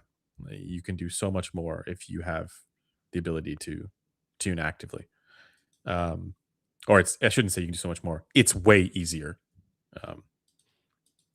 No. You can say you can do so much more. Well, like I feel like that's a fair statement because if we use the Bose QC yeah, Ultra that's Gen true. 2 example That's true. with the You mic on can. the inside, you straight up have way more That is options. true.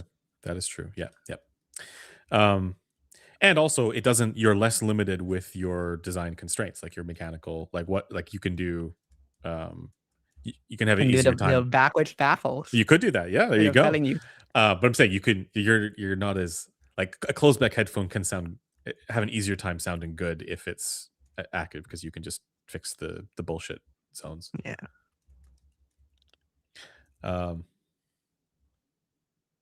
Stop thinking about your equipment and start enjoying the music. I replied to that saying it's literally That's- your job to focus on the equipment. Yeah. So okay, so here's a question. Actually, it's an interesting question I've been thinking about. So is it, there's a joke about how audiophiles use music to listen to their equipment, right? Yeah, of But course. but is it wrong to use equipment as a way to better enjoy your music? Sorry, That's- what? Is it the Like- inverse? That's why we're all here. No. Don't Like you I mean mean, the inverse? no. So like the joke is, right? Audiophiles use music to enjoy the equipment, but what we're doing is we're evaluating the we Sure. have to use music in order to evaluate what we find as the best, and then we can use that to listen to the rest of our music, right? Am I making sense? Yeah, I don't think I'm making sense. I mean, here. well, no, I understand why you're piecemealing it out like that, but that is just, I think, what most of the people in this sphere are doing, and I Yeah. don't think it's a bad thing. Okay, like I I don't have- think it's bad or wrong to care about your gear, obviously, and that's why we're all here. So obviously we're going to use the music to test the gear, but once we get the gear we like, yeah, we're just going to use it to listen to the music we already like. All you people are losers. No. I had a question. So along these lines, right? Like to speak to the meme that Caleb sort of raised, and that sort of typical, like, oh, there's the criticism of, like, they're just using their Hyperfixating on gear. yeah. enjoying yourself. I get the feeling that the people who, in many instances, stay in this space, in this hobby, they're addicted to novelty first and foremost. But when it actually comes to listening to their music, what they actually want is an ASMR like experience. They want their music, they're interpreting their music listening experience as some kind of ASMR kind of like thing. And so I don't know how much, like, I would have a hard time saying with confidence that a person who is just a regular music enjoyer who has a favorite artist, loves a band or whatever, is getting a worse experience than the audiophile who has the most, like $10,000 worth of gear. It's just that what they're looking for are different things. That's my sense of it. Oh, Nice, Caleb. Yeah. So Absolutely. what Mark Ryan says is kind of where I'm going with this, is that we're all just ASMR enthusiasts in denial, right? Like that's in many instances what a lot of this hobby propagates. Not Griffin, but many. I of am the not rest an of us are. ASMR enthusiast. Yeah, You are yeah. absolutely an ASMR enthusiast. Yeah, but I that's the used thing. to It's like be. yeah, right. And it's like we care about, like, those of us who are maybe like raking you over the coals for your Jesus Christ. Confirmed. Yeah. For your particular, taste in terms of treble, right? Like for a lot of us, it's like we're chasing detail. We're chasing that sense of, like, can I hear the last little edge of the cymbal tone or whatever, all that kind of stuff, right? It's like that's not when you're listening to music, that's not necessarily enjoying it any more than the person who's just listening on AirPods, right? I think that there's probably some instances where that's true. I don't think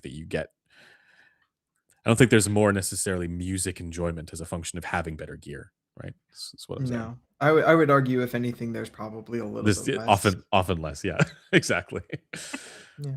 Like to kind of speak to what Caleb was saying, I think there's a discontent introduced once you start caring about the gear. Oh, somebody disagrees with us. Yeah. I mean, Naturally. I think the thing about I think the overall enjoyment level itself doesn't change. I think it's the way you connect with the enjoyment that differs, right? Yeah, Like and I think more gear, more fun, as the person says. There is that, and the intentionality Yeah. of the listening with intent does occur as a function of having gear, and that's where I think there's a possibility. But it doesn't need to be good gear necessarily. Yes. People listen to vinyl. Griffin wants his True. little fireflies thing. That's my New Year's resolution. I want WA7 Fireflies delivered to me Gotta get the fireflies by the end of January. I'm a riot. Okay. Anything else we have? We've gone for 3 hours, so spicy takes. let's do a round of spice and then we'll call it. Sounds good. What are you guys doing for New Year's? I'm gonna go see a movie with Lex. The new Timmy Chalamet thing. The ping pong ball one? Yeah. What is it called? Marty Supreme. Oh, I haven't heard of this. It's about ping pong. Yeah, I don't know much about it other than Yeah. Timmy Chalamet and ping pong. Ping pong is great, by the way. Like easily A tier. Oh, that's your favorite anime? Interesting. I wouldn't have. No, the taken sport, you for a the ping game. pong guy. Wait, All right, well, look, now we know Resolve's A tier anime. So for all of you, feel free to spread that information. I don't know that I know enough of them to have more than one. That's okay. No, there's a ping pong anime. Trust me. There's room for everyone under the tent, Andrew. If I were to do a tier list for that, it would just be like ranking one thing. The one that I've seen. Nice. Yeah. But yeah, we're doing that, and then we're gonna come home. I don't know if she's gonna want to do it because I feel like she gets fatigued by media consumption a little easier than I do. But the Stranger Things finale is also tonight, so if she wants to, we'll probably. It's watch still that. going. It's like the shows. It's wrapping tonight. I thought it fully ended. I haven't gotten into the new season at all. I just sort of burnt out on it last season and didn't continue. It's fine. Yeah. The only way I barely watch any of those shows. I just watch it through like YouTube videos that like make fun of them, like pitch meeting. Blessed media consumption, honestly. Exactly. What am I doing? I bought this thing from Costco. It's like ravioli, but it's like ricotta and like black truffle inside. It's pretty good. And I had it for dinner last night. That sounds incredible. I'm having it again today. Black truffle? That's it. Apparently, I don't think it's real black truffle, but it tastes pretty good. I made it's like it's like a double packet, right? And I thought, it'd just be enough for me, and then I made it yesterday, and I have like a bunch of leftovers, so that's what I'm eating. That's you should talk to Taryn about truffles. He's strong opinions about it. He loves it. So whenever we used to do like, whenever we go to like a restaurant, he'll always order like whatever is on the menu that has truffles. So there's I always like to joke that you're like the James Bond character, the villain, Le Chiffre, the guy who's in the first one with Daniel Craig. I forget the name of it. Casino Royale. Casino Royale, yeah. The villain in that. So I call Taryn Le Truffe because he's the truffle man. So stupid. Yeah. Yeah. So you're Caleb. You're not going out and getting lit, or you are. No, I cannot handle my alcohol. I drink this much and I'll go like super red. I have like the Asian flush really bad. Maybe one day I'll do it on stream and then you can see me super red. But no, I don't really have any plans. My plan is to finish up my pantry. That's my plan. Ah, nice. Yeah. Good plan. Nice. What about you, Andrew? He's getting lit. That's why you asked. Yeah. No. We'll see. There's a dive bar that I kind of want to go to because the story where I live now, the story is that it's a bar that has in the past regularly had fights, so just randomly break out. Oh, so you want to be there for that? No, it's just like a dive bar. Yeah. So I don't know. I'm gonna like. I want to go there and just see what it's like. But back to the wall, close to the door. Got it. Yeah. Does it have a like a live band stage as well or no? I do. Okay. Okay, there you go. Yeah. So we'll see about that. And as far as food, I'm not sure if I'm gonna make this tonight, but I'm probably gonna make it this week. It's a thing called bacon cakes. Well, it's called Oh, Speckkuchen. you told me. Yeah, Yeah, you yeah. showed us baking cakes. Yeah, but it's these little buns, little pastries filled with onion, ham, and bacon, and they're incredible. So I'll That's probably make good. another batch. Yeah, I feel like Interesting. I made a couple batches, and I feel like I'm like 10 pounds heavier just because of that. But also, it's been Hell Christmas, so yeah. Bacon that's about cakes. Are you making it, or is someone making it for you? No, I make it. Oh, you're gonna make it. Okay, I'm not very good at cooking, but like that's a thing that I remembered from my childhood. So I wanted to figure out how to make it. So yeah, Okay, very good. I've done it. I've done You it a couple should. times already. One thing I would recommend everybody here look up is how to make Hong Kong style French toast. Oh, What it is you take the cheapest white bread you can get, you slather peanut butter on it, and then you stack up like 3 layers. You cut the crust, ooh, and then you cut the crust because it'll get too hard. You just do a quick egg wash dip, and then you just fry it up. that sounds And incredible. and you put some condensed milk on top. It's Wait, phenomenal. It's did you also say peanut butter? Yes, Yeah. you put peanut butter in between the layers. Oh my So you do God. 3 layers, you stack up peanut butter, right?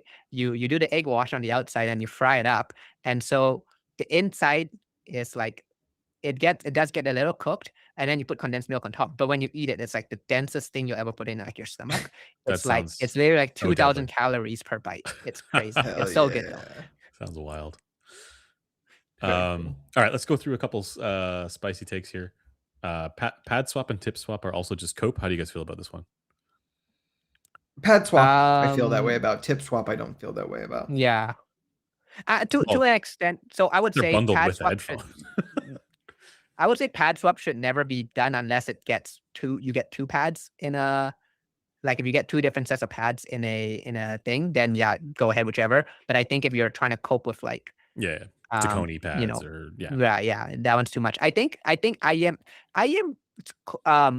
half agree with it actually. So I half agree in the sense that like if your IEM, is super bright and you gotta like force it to be like not like killer bright using tips, to an extent it is a bit of cope. But at the same time, I feel like it's an acceptable cope.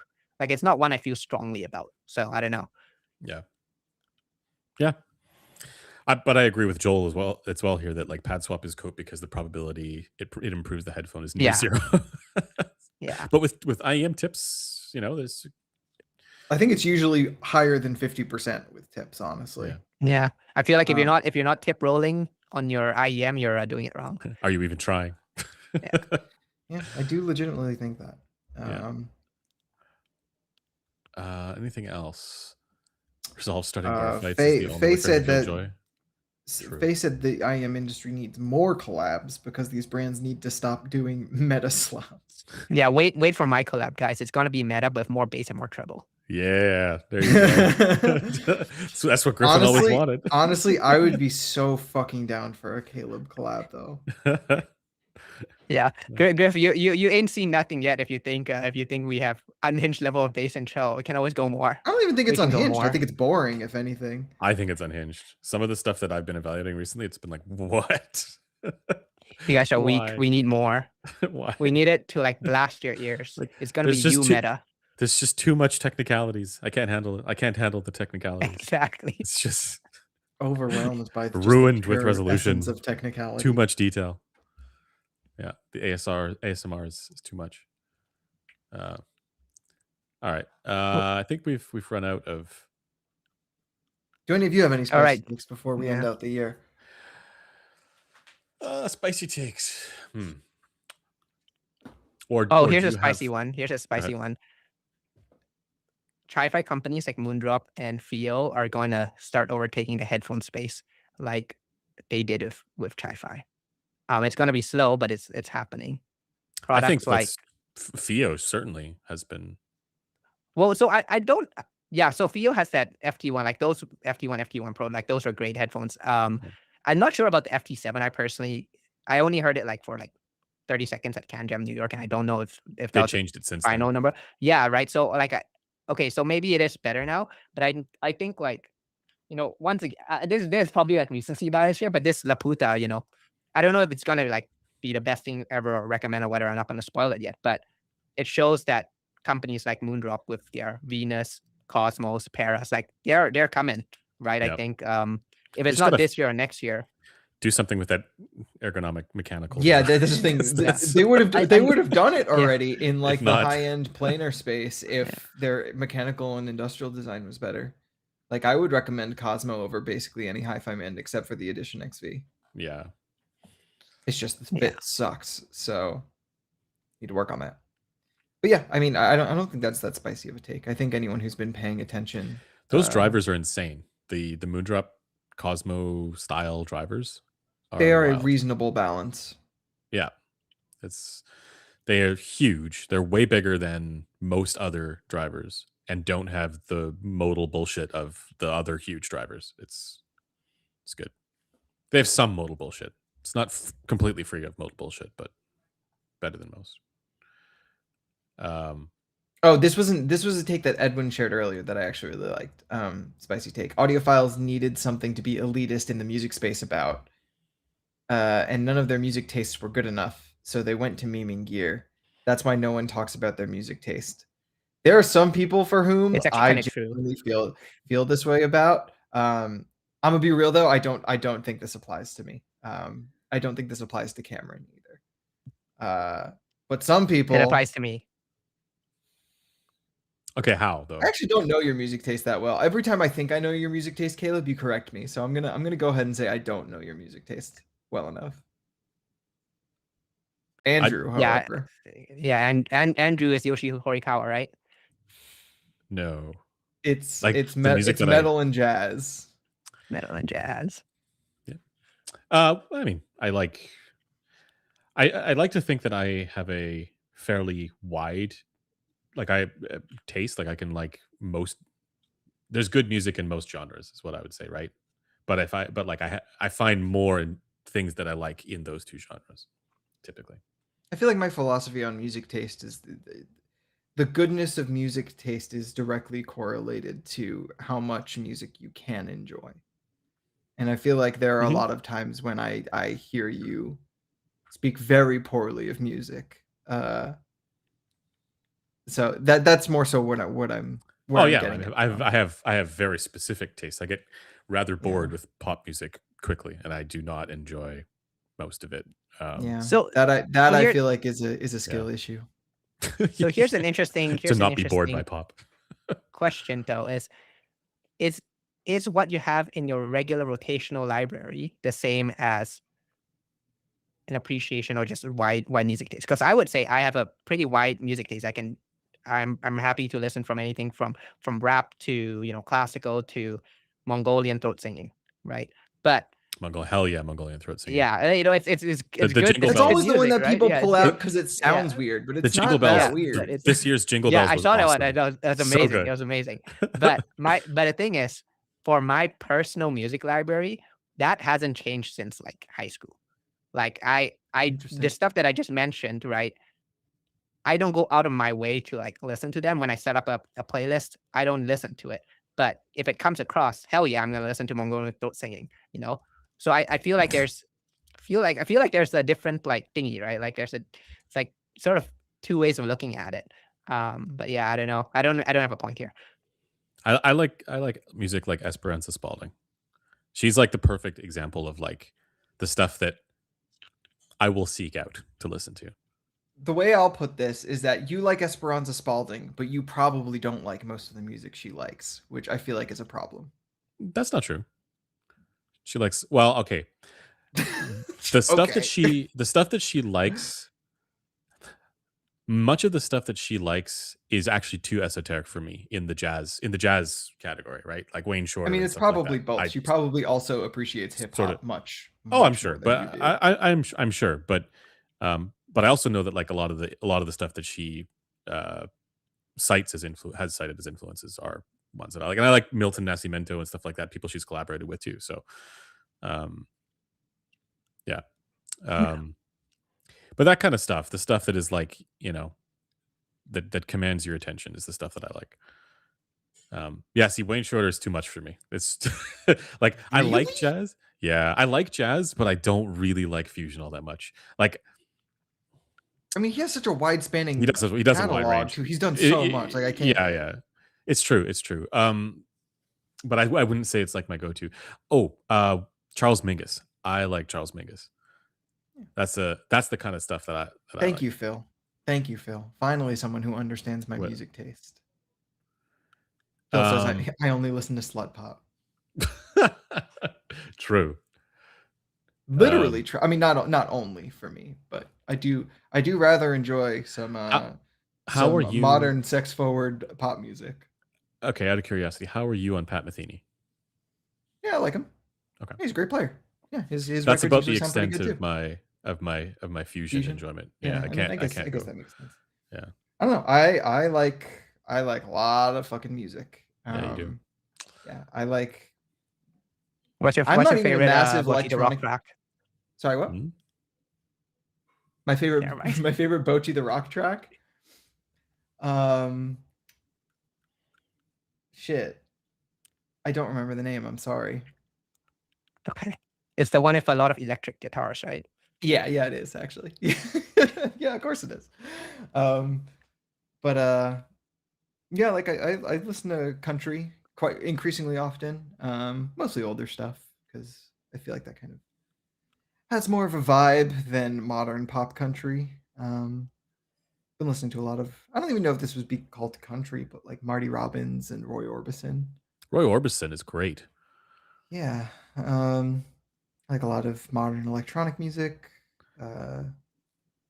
math rock, emo stuff, also classic rock, jazz, classical. So basically a musical random number generator. I mean, that's what I would call good taste, is someone that can, find Oh, something in that's- everything to be enjoyable, that's- except for modern country, because it's That's- the that's closest okay. thing to slop I can Yeah. think of. I mean, I agree with you there. That's Yeah. I don't know. I share the appreciate the. I think it's good. Stopping. It's good if you can find something to like in as many genres as possible, right? Because Yeah. the gems, there's gems to be found everywhere, right? Not just this sort of mono, like only jazz or whatever. But I think it's also fine if, I don't know, for me it's like when I'm not reviewing things, my typical playlist tends to gravitate to two genres. Yeah. I think like down at my core, I am a rock person. Like, but I don't listen to what, like, interestingly, just plain rock is one of the genres I think I avoid the most. Like, I think I'm very I go off on. to the fringes What do you of mean by rock. plain rock? Like the stuff that would be primarily influenced by blues, but kind of Oh, okay. but kind of like second degree of So, like, separation influenced by blues. So like things that would be Led Zeppelin, influenced by like Led Zeppelin and AC/DC and stuff like that. Like the classics. So yeah, not necessarily classic rock because it's contemporary, but stuff my that is brother and- probably more influenced by that. when my brother and I went to go see Tool recently, he nudged my arm and pointed at them and said, "Hey, look, classic rock."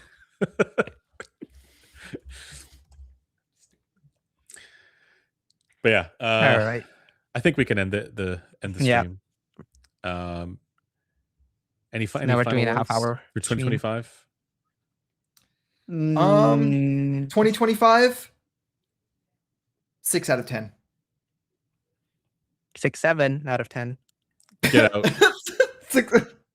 I still don't know what that means. Hell yeah. You're not supposed to know what it means. You're too Are you old. saying 2025 as a whole is 6 out of 10 or for audio? Because for audio, I think I would rate it much higher.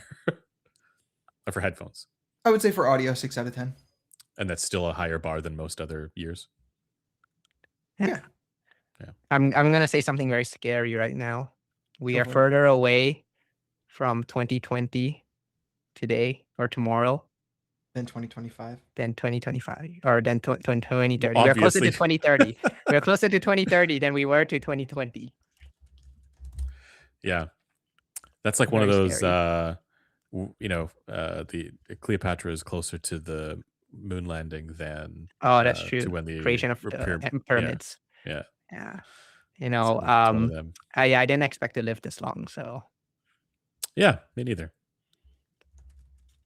I would rate 2025 as a year as a whole a solid 2. I was able to exist and had some moments that were not existing terrible. moments. Yeah. For audio, I would rate it for headphones, and specifically, I would rate it a good 6.57. I feel Yeah. like 6 is acknowledging that there were plenty of mid releases, but also some good ones. Like I Some feel good like ones, yeah. if I was just basing it on the good ones, it would be closer to 7. But there were also many mediocre releases. Yeah, room for improvement, but clearly better than previous years. Like if we looked at the our awards shows from previous years, we'll have video coming out about that. Caleb, what do you rate it? Yeah. 6, 7. No, I Oh, can't. right. All right. On that, we have to end the stream. We have to. It's DMS is here. All right. Okay, DMS is here, so we Pug have shows to. up right at DMS, the end. look God at it. damn it. Shout outs to our good buddy. Shout out to DMS. Yeah. The ghost of DMS. All right. As Living a always, good life. guys, this stream is made possible by headphones.com. If you like what we do here, if you found it entertaining, insightful, interesting, or not, check out headphones.com for your next audio purchase.